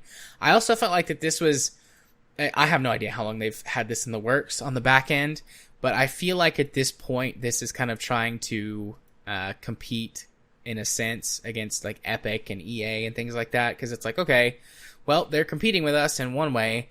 I guess if we do something, even if it's, modify the way that your library works and give you a couple of tools, that will steal some headlines away from Epic and all of their exclusive news. Like that's what this feels like to me, and maybe that's just because I've become a cynical old man. Yes, and the like clouds. Yes, the transformation is complete. But that's how it feels to me. Yeah. It could just be the timing is wrong, which make the optics bad, but this is something they've been working on for quite a while, though. I would say that the landing page, or at least what looks like the landing page, where it's nothing selected and it's just showing up, your recently played games. Maybe have it where they also throw in related games. So if you're playing Grid, maybe it would show like Grid 2. Mm-hmm. I would imagine that would do really well for very related RPGs. Like, just got done with Divinity Original Sin. Oh, that's right. I got Divinity Original Sin 2 ages ago, and I was waiting on playing it until after I finished the first one. Something like that. But yeah. As long as it's also skinnable, that's also the other thing. Is if they allow more modding of the library system, then I think it would also be really interesting. But right now, it's pretty much just cosmetic, maybe move around a few buttons and that's it. And one other kind of wish list item. Have you ever heard of, I believe it's Depressurizer? No. I'm just double checking. Yes, okay. So, Steam Depressurizer. What this is it scans your library and then uses the store tags to try to organize it. It did not work for me. That's interesting. Because I had my system, I like to have potentially games in multiple subgroups. So, like, if I have a good example would be like Mass Effect, I would want in like RPG, sci-fi, third-person shooter, that sort of thing. And Depressurizer wouldn't work with that system, so that's why I never used it. But if Valve could refine it, it could be interesting. But then again, it's relying on the store page tags, which we've seen is notorious about getting, trolled. Especially psychological horror, dating, and anime tags are practically worthless. Yeah. So some sort of first-party solution for that, could be a little bit more hardwired. But, kind of a wish list item. But yeah, we are also in a rather unique position. I mean, I've had GOG Galaxy for a while, and it's somewhat unusable to me because it kind of lags. Something about throwing a few thousand items on the database just makes it go, and freezes up. Can't imagine why. Yeah, definitely a reason that would happen. Actually, I haven't tried it in a while, so maybe they've made it a little bit more efficient. But yeah, I'm just concerned that they're aiming towards the average, which I think is sub 100 games. Actually, let's find out.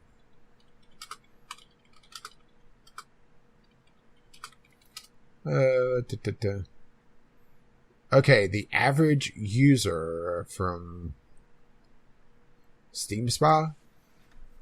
So when was the date on this? That's rather old. According to this, there are several answers here. This one's from 3 years ago. Somewhere in the ballpark of between 30 and 300. 30 and 200. So, yeah, I mean, that's still a lot compared to when we were kids, huh? Yeah. But even, if they gear it towards people that have, like, sub-100 games, they could be in trouble if, suddenly it starts liking for everyone that has plus, 500. And this is very a 1% problem, but give me this. This is the one time I get to be the 1%. The 0.1%. I don't think I have anything else to add. I mean, it'll come out next week. Yeah, we'll take a look at it. Yeah, we'll definitely tour around with it, poke it with a stick. Yeah, see what it does. Come up with our list of grievances and then air them on the podcast, right? Yeah, we'll have grievances. I'll go get the aluminum pole. We'll have Festivus early this year. Sounds fun. All right, moving on to our next news topic for the week. A Madden 19 logo shows up in Madden 20. Yeah, this is just kind of a little fluff piece. A tweet kind of went viral of a video of someone sitting on the field and looking at the Madden 20 logo, looking up in the stands at the Madden 19 logo, looking back at the Madden 20 logo on the sideline. And yeah, it kind of just highlights just exactly how copy and pasted things are, where a logo could slip through. Mm-hmm. Yeah, I mean, you mentioned earlier, like it could have been like a glitch or somebody like mistyped like one letter, and so the code didn't fully execute. Properly or whatever. Yeah, actually, Aliens Colonial Marines, the AI for that game was absolutely completely fucked because someone mistyped a line of code. Did you ever hear about that? Yeah, I did. I remember Jim Sterling did like I mean, I'm sure other people were, but I saw Jim do a huge I mean, don't get me wrong, it didn't redeem it. the game, but it made it better. And actually, this past week, I didn't find an article for it, but there was reports of NBA 2K20 doing the same thing for the taskbar icon.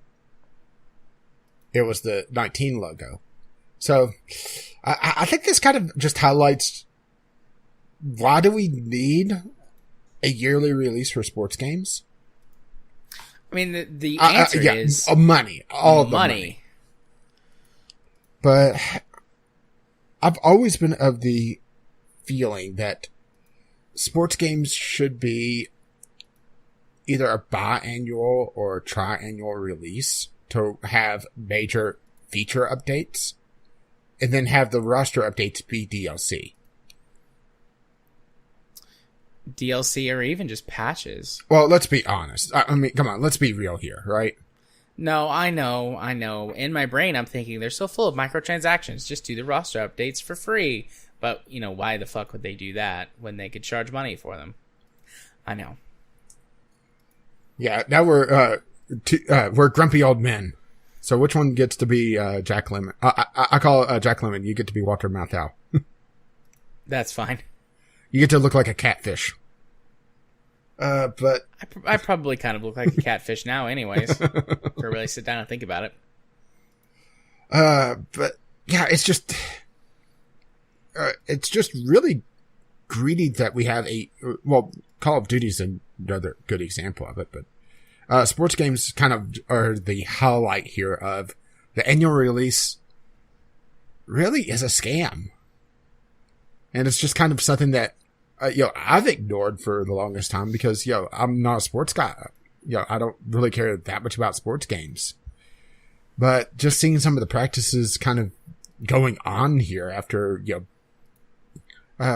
really being awakened to them from all the loot box shenanigans, all the microtransaction shenanigans.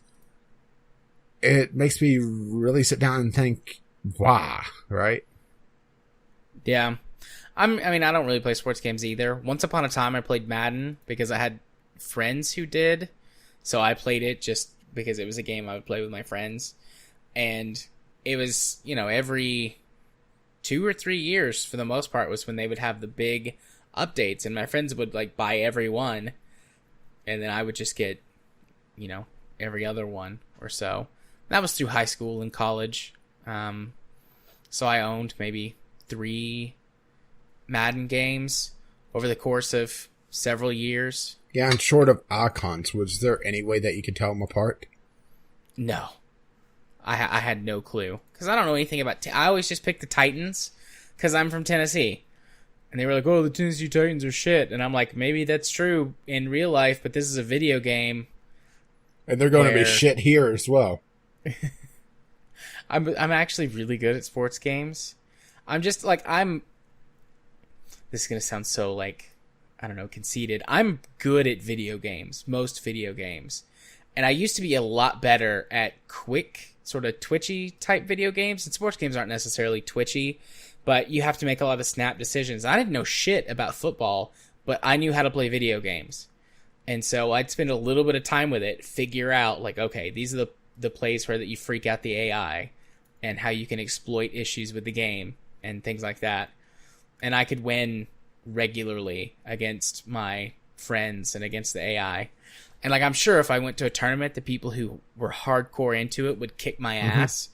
But in terms of playing with all of my friends, I didn't know shit about sports, but I was good at video games. So I could still win. So, yay, I have a skill. I'm still good at video games. Not as good as I was because I don't play them as much. But I can pick up any game and within probably 15 minutes be able to play it at an adequate level. All right, let's throw Dwarf Fortress at you again. Well, Dwarf Fortress is special. Most management games of whatever type are, I think, probably the biggest exception to that rule because there's a lot of systems you have to learn. But anything that's more, I guess, more gamey, that's more about more action-oriented. Reflexes. Yeah, more action-oriented. Or puzzle-oriented. I got that. So, anyways. I don't really have anything to say about this at all other than, ha. Yeah, you did it dumb. Yeah, like I said, it's more of a kind of just a fluff piece just because it's silly, it's stupid, it's just absolutely foolish. Which would be a really good segue to the other EA topic, wouldn't it? Yeah. Shame we don't have it like that, but... Well, we could change them. That's alright. We could take a break from that, but... Yeah, I really think that, especially sports games, but the annual release needs to go away. Especially as these games get more complex, they get... more in depth, hopefully, which I realize, Madden, probably not. But I don't want to see Madden become essentially Call of Duty, where they have 3 different developers working on it, and it becomes essentially 3 separate games coming out every 3 years. It's maddening. Madden is maddening to me. But then again, right? We're not sports guys. Yeah. We don't get it. But I did like the sub article on here that I didn't even catch. Snoop Dogg's new esports league definitely allows the use of cannabis. Nice. Snoop Dogg, what? What? Huh? Well, moving right along. Indeed. Shenmue 3's refund process is starting soon, but might take a while. Yeah, so Shenmue 3. Is there any good news coming out about this game? Serious question. No, I don't think so. I mean, I'm sure there are some hype pieces somewhere that are talking about I don't know, something, textures or something, but Gotta go pick up all the semen at the dock, if you know what I mean. hell yeah, get those semen. But yeah, so they announced that they would eventually do refunds when they went Epic Game Store exclusive for a year. It turns out that Epic Game Store is turning into like a beta period for games. Who knew, right? Yeah. And eventually, after a lot of uproar, they said, okay, if you put in for a refund, you'll get it eventually. And they released the time frame for this. The process will start with an email to the backers in mid-September, followed by a 2-week-long survey period for a refund submission. If you miss that, you're shit out of luck. After that, it could take up to 3 months to receive the refund. In a later paragraph of this, the update warns that refund requests will only be accepted if they're submitted through the survey during the 2-week period. So, if you're going on vacation, better watch your email, and you better hope you have access to the email that you signed up with Kickstarter with, huh? Yep. Backers were also warned that the refund processing time may vary drastically across individuals, with a refund taking up to 20 business days or up to 3 months after making the request. I mean, what the fuck, right? Yeah. On, silver lining, tiny silver lining, at least they actually followed through on giving people refunds. Yeah, but they're doing the rest of this is utter garbage. Yeah, they're doing it in the most douchebaggy way possible. I'm really interested in a statistic coming up. The games that took the Epic Game Store exclusive, what happens when Epic stops being a sugar daddy to these developers? Yeah. I suspect a lot of it's going to dry up really fast if things don't change. Well, I'm not just talking about Epic backing the games, but also just what is going to happen when they don't have to sell the games to make a profit. Because that's just something that's kind of stuck with me from a Jim Sterling video, was if you don't have to sell your game, what is your motivation of making a good game? And whenever it's time for the sequel or your next game, and what games you sold were either reviewed poorly or people just heard that through word of mouth that they were terrible, what happens when you don't have your sugar daddy anymore?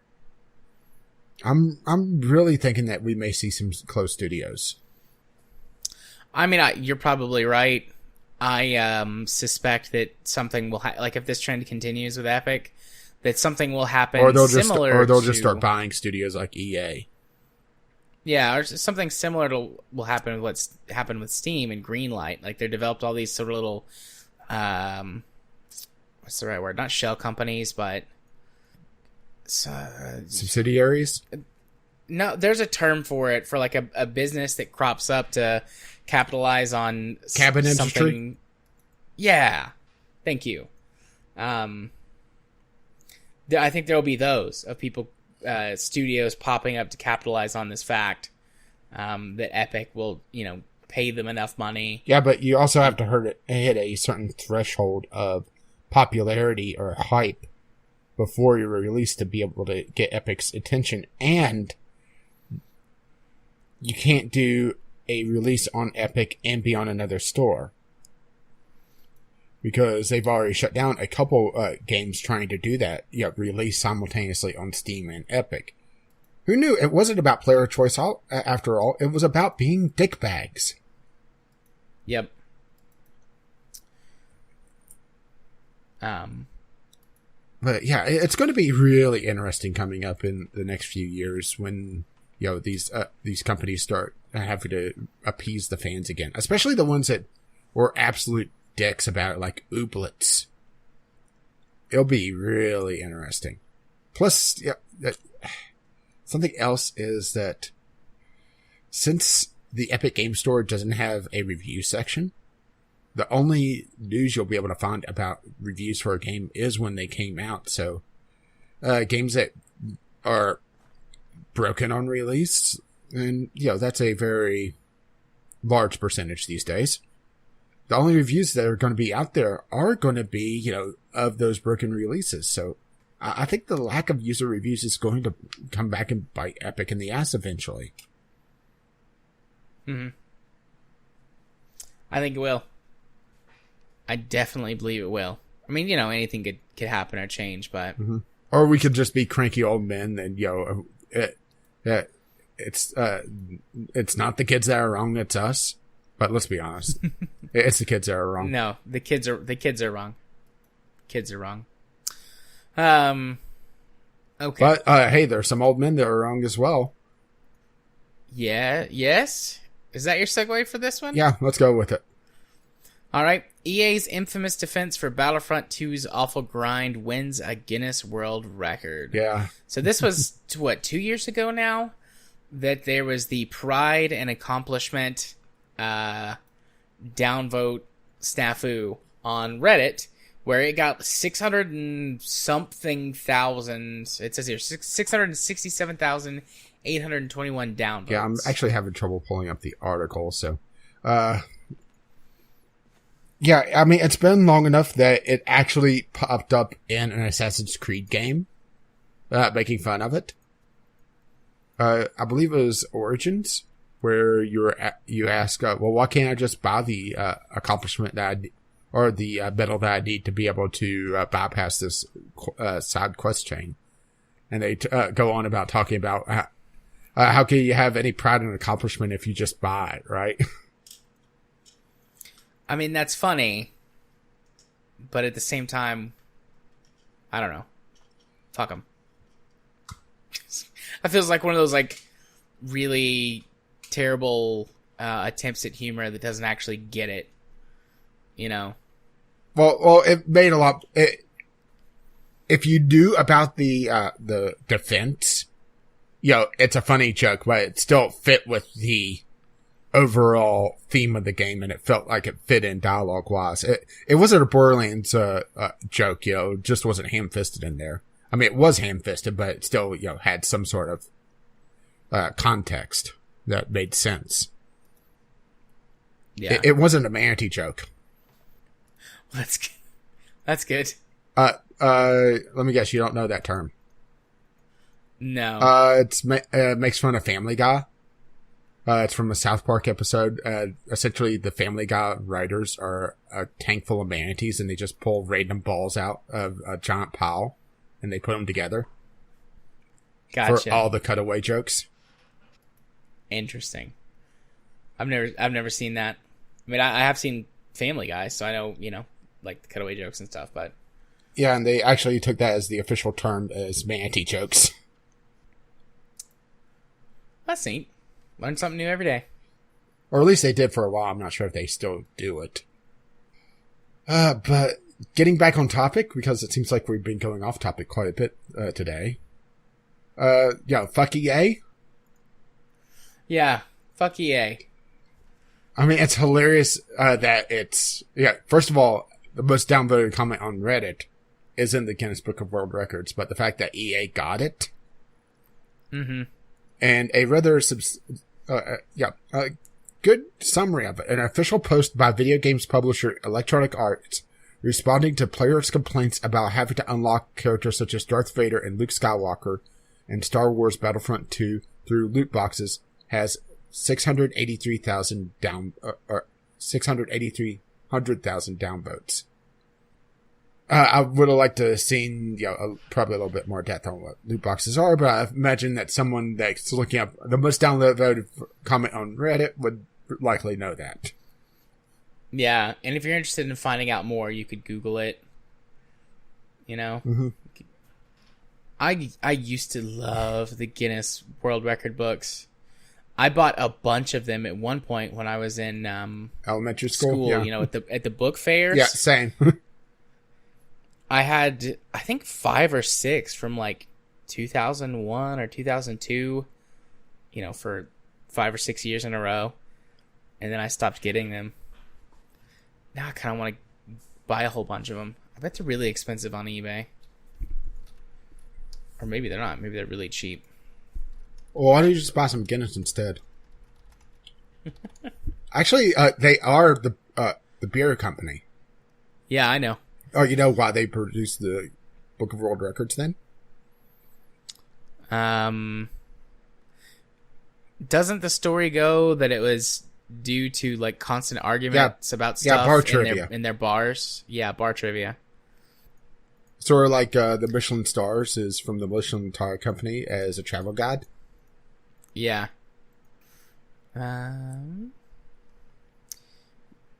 Hey, we may have... hey, I didn't know that. Volume 2 now of brewing. There's like... they're anywhere from like $10 to $20 a pop on eBay. Some of the older ones are a lot cheaper. Probably they're in really bad shape. But... yeah. There was... and in all of them, there were always like scantily clad women in bikinis. Like in something that had to do with like beauty or breast size or whatever. And like little kid Jared with his shitty dial-up internet sometimes was like, oh, I just want to see a pretty girl. I want to see some boobs. So I'd go get my Guinness World Record books and like look at all the pictures of the girls in there. Be like, oh yeah, boobies. But then I got high-speed internet and, well, the rest is history. Oh, well, at least now we're able to track. What year was the last one you had? I think it would have been 2005.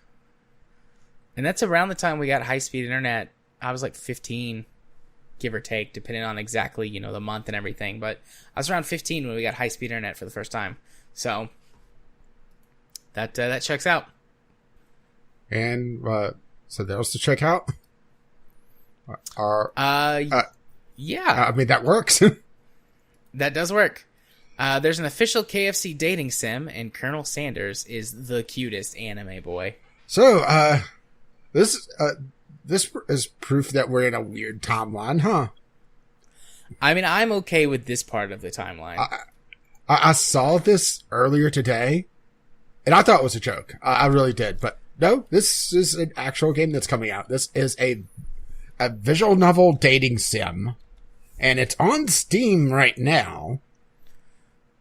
Where you're, well, according to some of the people that I've read comments on, it's more of a bromance than a romance, where you're getting to know Colonel Sanders and you're essentially at high school or at a university. And it's just weird.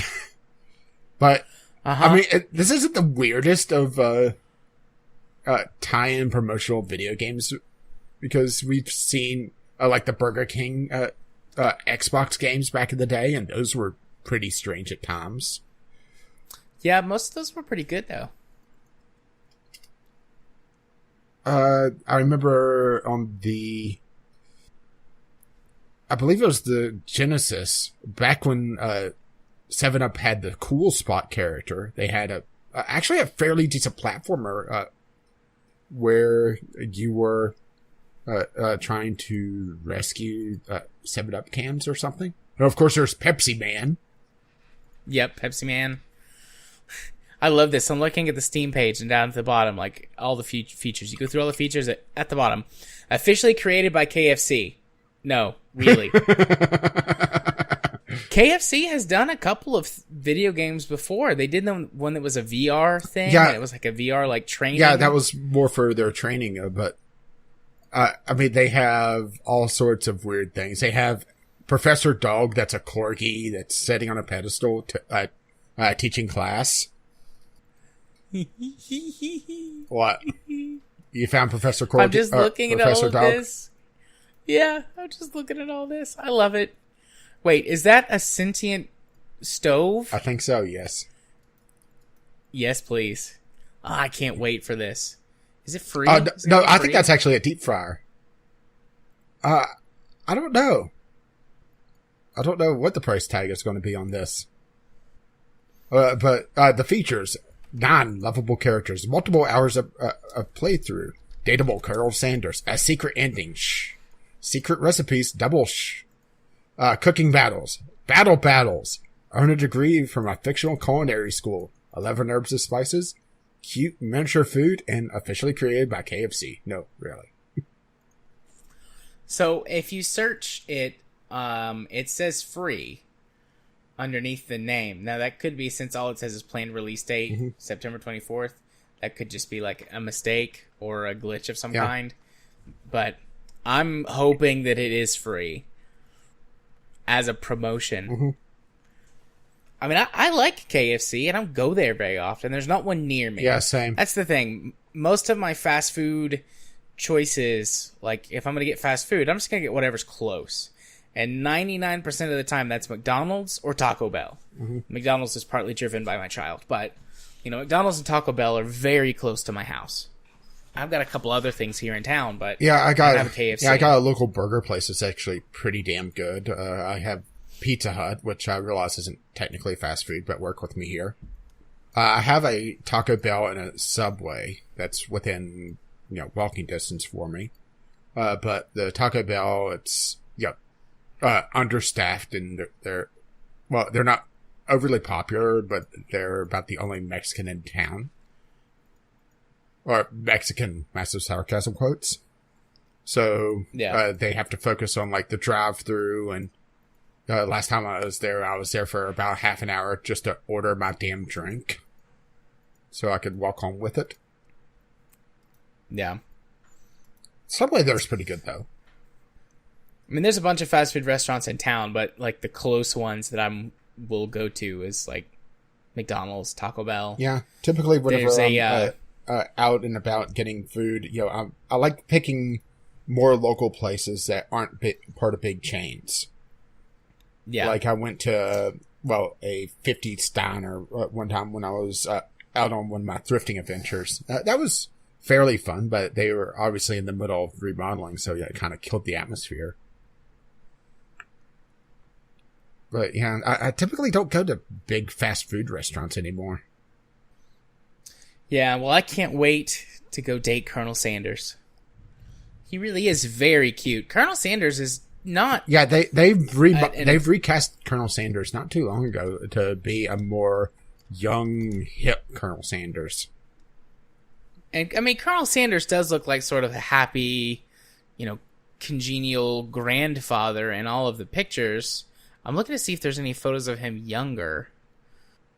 Well, what's kind of funny was all the stories about the real Colonel Sanders that whenever he would go to a KFC and he wasn't happy with it, he would pitch a fit. This is right. Colonel Sanders is a young man. Hang on, let me double check. Okay, these are the newer. Yeah. The new person. Yeah. I'm looking for the actual Colonel Sanders and... Oh, here's a hipster Colonel Sanders. What? Does he have avocado chicken?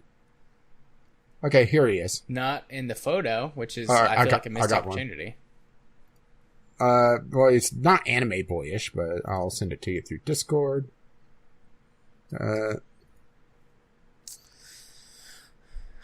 He does have a boyish face, but not in an anime sense. Yeah. And then he very quickly morphs into an old man. Mm-hmm. Well, remember, he grew up in the 30s and 40s, so photos were a lot rarer. Yeah. Well, it's not even that. I mean, in this photo... Let's see. Is there a year for this one? At age 21. So, blah, blah, blah. So 50s? Yeah, possibly. Oh, let's see. He was... I'm not going to read through this whole article, but there's a picture here that says he was a tire salesman. Wait, I have the age or his birth date wrong. He was born in 1890. So 21. That'd be 1910s. That's probably this picture at the top. Oh, no. Those are... Oh, it looks like that's Photoshopped, actually. Well, I don't know. If you go to the actual Wikipedia, there's a couple pictures when he's younger, and Guy does have a very boorish face. Good to know. But yeah, cute anime Colonel Sanders is much, much cuter. So I can't wait to date him and snuggle him. You just want to get all 11 herbs and spices, if you know what I mean. I definitely want all 11 of those herbs and spices. But let's be perfectly honest. You want to date Professor Dog. Oh, I definitely want to date Professor Dog. I want to date everyone. And they went full anime with this in the trailer, by the way. Actually, Colonel Sanders in KFC is really popular in Japan. Have you ever looked into that? Yeah, I have. So it feels like maybe this is, playing to their Japanese audience as well. I kind of just remember that. Wait a minute. Colonel Sanders is very popular in Japan. I guess we'll find out in just under 2 weeks just what happens with the secret spice. Yeah, if it's free, I'm definitely playing it immediately. Let's see, September 24th. So yeah, two weeks. So we'll do the September Game Club, and then the next week I'll play it to have for October 1st. Oh boy, oh boy, oh boy. If it costs money, I might buy it anyways. Depends on how much money it is. But it would make sense that they would do it for free and just use it as a promotion. Mm-hmm. That makes sense. Think about it. We're talking about KFC. We are talking about KFC. We've been talking about KFC for quite some time. Like when you want to go defrost some chicken and make some barbecue. Got some chicken in the fridge. I don't have any barbecue sauce, though. It's leftover chicken, which is still delicious. I couldn't cook it. I'm sorry. I saw one comment in the discussions, and I have to share this joke. Is this the sequel to Hate Your Old Boyfriend? Oh, now we know the bad ending. The humans have taken back the Earth. Yeah, now we know the bad ending for all the storylines. They were chickens all along. Alrighty. Well, that does it for our news topics this week. So we shall move it on over to Community Corner. Did we have any tweets? I didn't see any tweets, and I don't recall seeing any email. At least last time I checked.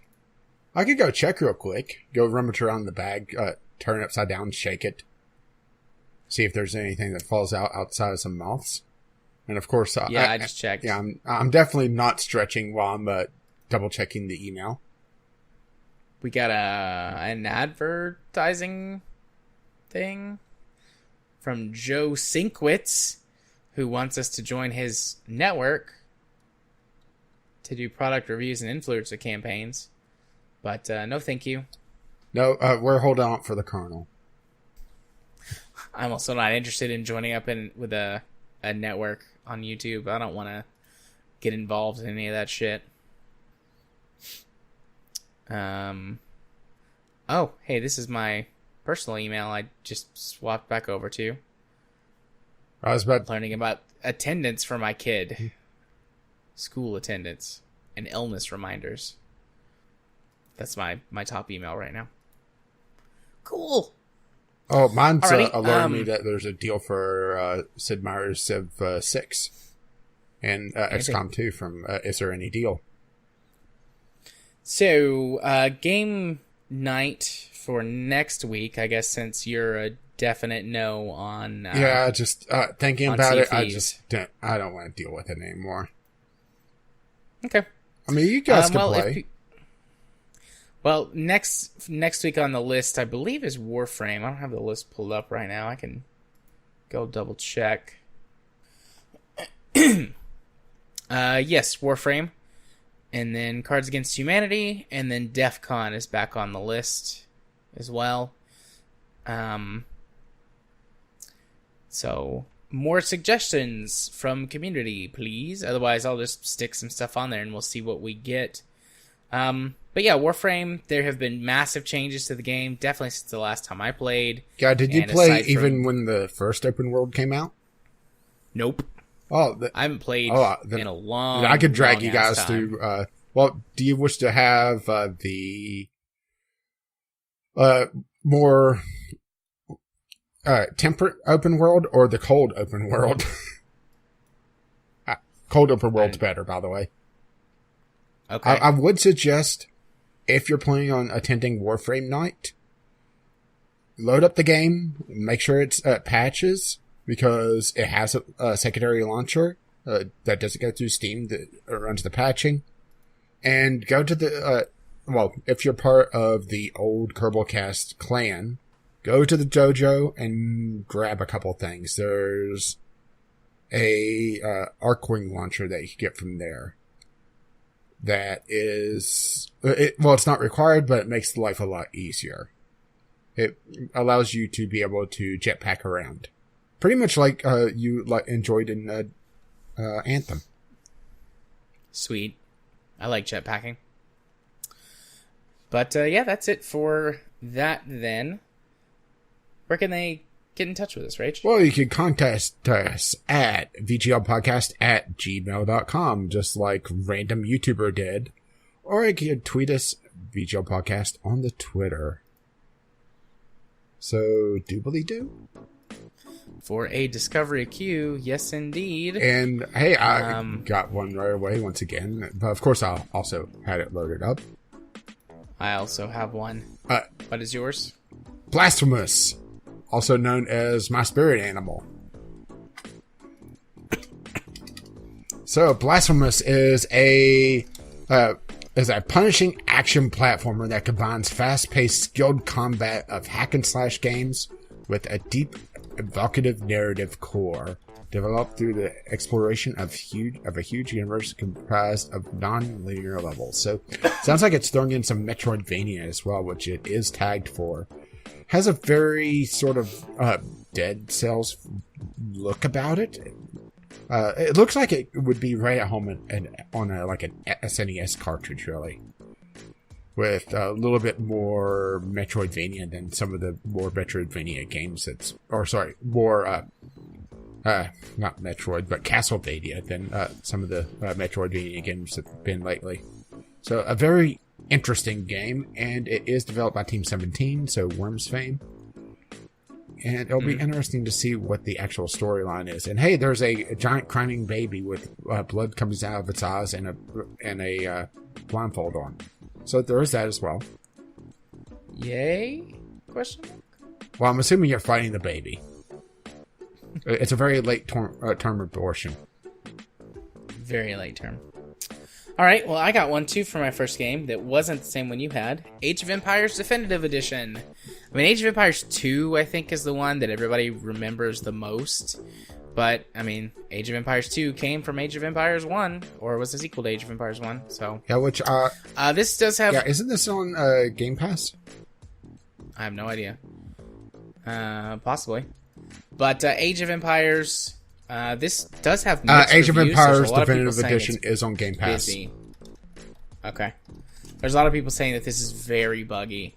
So I would suggest if you have Game Pass, go try it out there before considering buying it.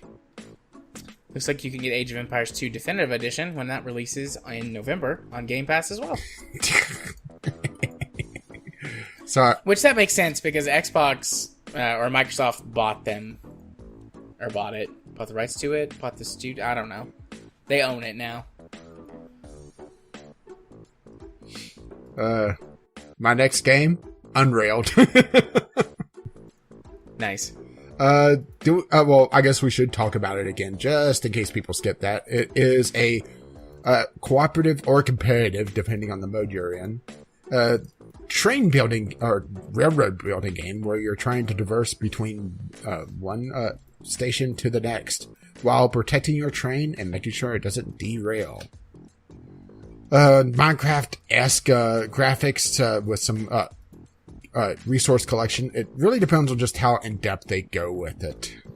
And they're talking about adding a more polished experience and add more content as well for the time span of early access, which they're planning to be 3 to 6 months. And it is a fairly cheap game overall. So yeah, you're not saving that much on the 2-pack though. which is a little bit odd. Usually it's a bigger discount than that. Anyway, you're up next. Yeah, Rings of Saturn. Delta V, Rings of Saturn. I'm just going to read this. The unexpected discovery of valuable minerals within the Rings of Saturn has sparked a thriving space excavation industry. Experience hard sci-fi, top-down space simulator with every aspect backed up by real physics and science. This doesn't look good from a graphics perspective, but if they pull off, an actual genuine, like, real science type game, like, I'm all down for that. There's not a lot of those, so it would be interesting to see how it plays out. Plus, I'm always into space stuff, and there's definitely mining, and looks like there's some combat and stuff. So I'm in, as long as it's not like a piece of hot garbage. Oh, you get a demo! Holy shit! I'll have to do that. It's only $10 too. Yeah, something that I'll add this to the list anyway because it looks really interesting, but it's a VR game, so Battle Wake. It's a VR pirate sim, but with some mystical elements as well, so magic and a little bit more fantastical creatures. So, yeah, unfortunately it's VR only, it seems, and it doesn't look like there's any plans to make it a non-VR game. But hey, Jim could be interested in it, right? Yes. And it's also kind of... it looks like VR is slowly starting to progress from just experience-based games. So, hey, maybe VR is actually going to be more substantive in the future. I've realized that, yes, there are more deep VR games out there. It's just I don't follow VR enough to really know them. So it's good to see them popping up more and more. So, you got one? Yeah. Pirates Outlaws. Pirates Outlaws is an easy-to-play roguelike card game. Build your deck and combos to become a reputable pirate. I mean, this just looks neat. That looks pirate familiar. Deck building card game. I mean, Or pirate-themed deck builder. Yeah, it definitely feels familiar, but I haven't seen this particular one. I like the art style, that more simplistic art style. Yeah. I like it also. Very clean, very So, smooth. I got one. Fantasy General 2. Armies once again draw battle lines in the war-torn land of Calendoria, and a new generation of commanders will test their bravery and tactics against each other. Fantasy wargaming is back. So, turn-based strategy, 4X, Heroes of Might and Magic-esque, from the looks of it. Well, that sounds neat. It's showing a lot of very big dragons, some large armies. It has a kind of a mixture of Civ and, like I said, it feels like a little bit of Heroes of Might and Magic and just building up armies in a fantasy world. There's essentially a fantasy version of Civ that I'm just blanking on. I have one version of it, but can't recall what it is. But yeah, it looks very interesting. Cool. I'm still looking. I got several that you had. Well, sorry. Oh, this is... Well, I just got Age of here's Empires one. Definitive Edition. Or no, wait. Scratch that. I got Age of Empires 2 Definitive Edition. Nice. So it's like Age of Empires Definitive Edition, only one better. Only one more. I mean, I think really if you don't recall either of these games, which honestly I barely recall Age of Empires, it's go check it out, see what you think of it. The Star Wars Edge of Empires one was my favorite in that vein. I don't remember what it was called, but it was a Star Wars, almost like a Star Wars skin of Age of Empires. Republic Commando? No, that's a first-person shooter. Oh, no. It says Galactic Battlegrounds. Galactic Star Wars Galactic Battlegrounds. Yep, I played the shit out of that game. Play it today if I had it. Probably find it on the interwebs somewhere in like 2 minutes. Yeah. So yeah, I got one. Build. Build what? Build. Build what? Build. Build what? It says build and design your own fantasy world using over 600 plus items in this relaxing sandbox game. No missions, no objectives, no timers. Just stress-free building, exploration. And pretty much vibes. what we wanted out of Sea of Thieves then. Yeah. I like the idea of this, but I don't know how well it'll do it's in sort a of world that's full of sort of like survival games that have creative modes. Well, I was thinking sort of like that train game that was the wooden train. And you just build. Yeah, Tracks. Still play that game sometimes with my kid. Well, I got a brawler, River City Girls. This is the sequel to River City Ransom from the NES days. You're now playing the girlfriends that are trying to save their boyfriends by going and beating the ever-living shit out of everyone. So, gender equality? Yay! So that's just It's just, breasts. No, I'm sorry. And the one that I'm looking at, this is just breasts exposed for my pleasure on the Steam page. oh, well, you've got to tame one then, because I've seen a lot more than that on the Steam page. I've seen a few, but it's always a little surprising to me to see that on Steam just because of how they have been in the past. It's like this game is the big warning thing. This game is marked as adult only. You're seeing this game because you've set your preferences to allow this content. I'm gonna put it. It doesn't look particularly great. It's a visual novel called Love the Limelight. I don't think I'm going to add to the show notes if it does that. Oh yeah, that's a good point. That's a good point. If you want to go look it up and see the breasts exposed for your pleasure, you can do that, dear listener, by searching for Love the Limelight on Steam, or just by going to any porn site in existence. And probably... Oh, never mind. There's more breasts. And probably... With nips. Well, obviously, we know what you've been playing and haven't been talking about. This is like an orgy scene. Oh my. There's more breasts. How did I miss all of these screenshots my first time through? Do you need a moment? Oh, never mind. You're done. Nah, I'm good. I'm done.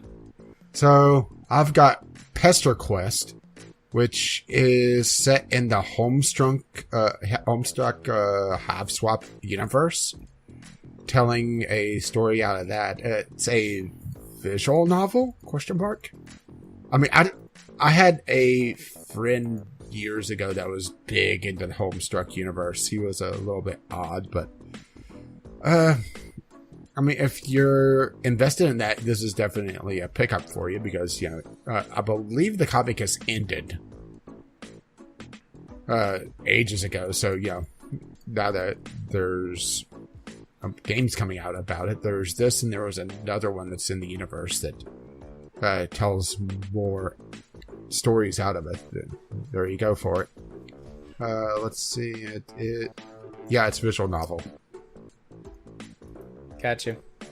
My queue's done. I mean, I didn't really have a lot to say about it because I still have a couple more on my queue. What the hell? I'll add this. Knights and Bikes. This is from Double Fine, so gotta be a little bit careful about this because sometimes they do good, sometimes they are absolutely horrible. I mean, one of their games is in the bottom 100 on Steam reviews. Knights and Bikes is a hand-painted action-adventure set in Britain on a British island in the 1980s. You'll play as Nemesis and Demesia, tough, imaginative kids exploring the island in the Goonies-inspired tale. An adventure that sees them impelling into danger, seeking treasure, and ancient mysteries to solve. I mean, it looks rather quirky. It looks silly. but it could be really interesting. But once again, it just comes down to, hey, what side of Double Fine is this from? The shitty side or the decent side? Right. So, sorry, it was published by Double Fine. It was developed by Foam Sword, which that's their only game on Steam. Just make it. I wanted to clear that up. Okay, I'll add this as well. Once again, my discovery queue is chock full of good things. Endless World. Endless World is a 3D idle casual ARPG. So there's something for you, right? And it's free. As a 3D idle casual ARPG, explore Endless World and become stronger with every battle. Collect rare equipment and recruit over 40 legendary heroes to help you on your adventure. In the end, every defeats you have, that's how they say it, every defeat you have will have you only one make you stronger. I think there was some English there. In the end, every defeats you have will only make you stronger. Yep. Or maybe just a typo they missed, but... I mean, it looks interesting. It's it's an idle game, so, right? Yeah. But... I mean, I like an idle game occasionally. I mean, it looks like it's a little bit more involved than most idle games, at least. So, I'd say it's worth at least a look. The fact that it's a full 3D idle game is interesting to me. I mean, I'm sure there are other ones out there, but most of them are 2D or even just like a menu. So, I find that interesting. Yeah, and my last one is just a porn game. I must have been hanging out with you too long. Get some of that good porn. Well, or maybe bad porn, since it's on Steam. Oh, it's pixelated porn. It's not very high fidelity. Pixelated porn is the worst. It's some sort of action RPG, and looks like every time you lose, you lose. Wink. Well, there's a picture of her getting fucked by a sunflower. So, tell me more. Zip. Actually, that's not true. That would imply that I'm wearing pants right now. Yeah, and would also imply that you then spend your stamina on Colonel Sanders. I did. I gave all of my stamina to Colonel Sanders. He has my heart and soul right now.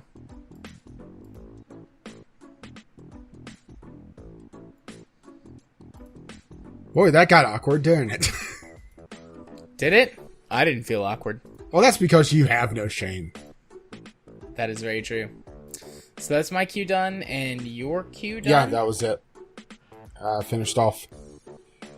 I saved my... Did you now? Well, not for you.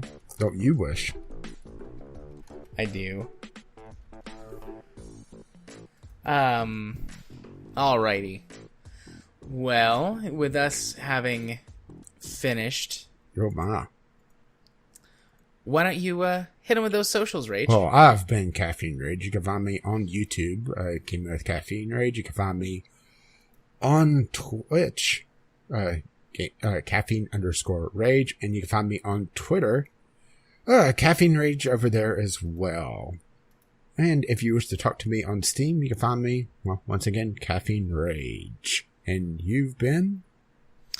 Gaming Psychologist. You can find me on the YouTubes by searching for Gaming Psychologist. Over on Twitter at JMA4707 or on Steam at JArthur4707. I guess also, we talk about Game Pass so much. If you wanted to, because the friend system is weird, if you want to follow me on Game Pass, this goes all the way back to my Xbox Live days. My old and busted with underscores between the words. Yeah, how about that? Being a little, seeing your future, I guess, huh? Well, I'm Indeed. Caffeinated Rage over there because Caffeine Rage was attached to an old account that I lost when I changed to Gmail, and Yahoo locked me out of my email. I just didn't want to bother with it, and I'm pretty sure I just made this account originally because GTA 4 required Game Pass, games for Windows. To be able to do little things like, save the game. So, hey, one place where I've broke my branding somewhat. Yeah. I don't have branding, so...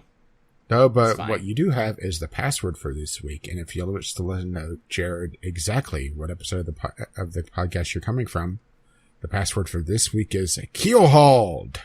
Keelhauled. What I would like to do to get a private server, go Keelhaul. Indeed. Either that or just, have the monkey shit on the developer some more. He's gonna keep shitting on you until you give me what I want. Well, I haven't coded it yet. Well, you better work fast. You're gonna be covered in shit. Yeah, I've always don't mind me. I've always admired monkeys. Now even more so. But something else that we admire is our lovely, lovely patrons. VGL Podcast .podbean.com is provided by our lovely patrons, and you can find more about your patronship. Patreon.com/VGL Podcast. If you wish to contribute to the show, you can send us an email, VGLpodcast@gmail.com, with your letters, voicemails, game-related topics, or just tweet them to us at VGL Podcast on the Twitter. Our intro and outro music is On the Ground by Chemic Lloyd, and our Discovery Cube music is Doobly Doo by the same artist. You can find his work over at Incompetech.com, and... as always, as his lovely music starts to roll across my voice. Bye-bye now. See you next time. Bye-bye.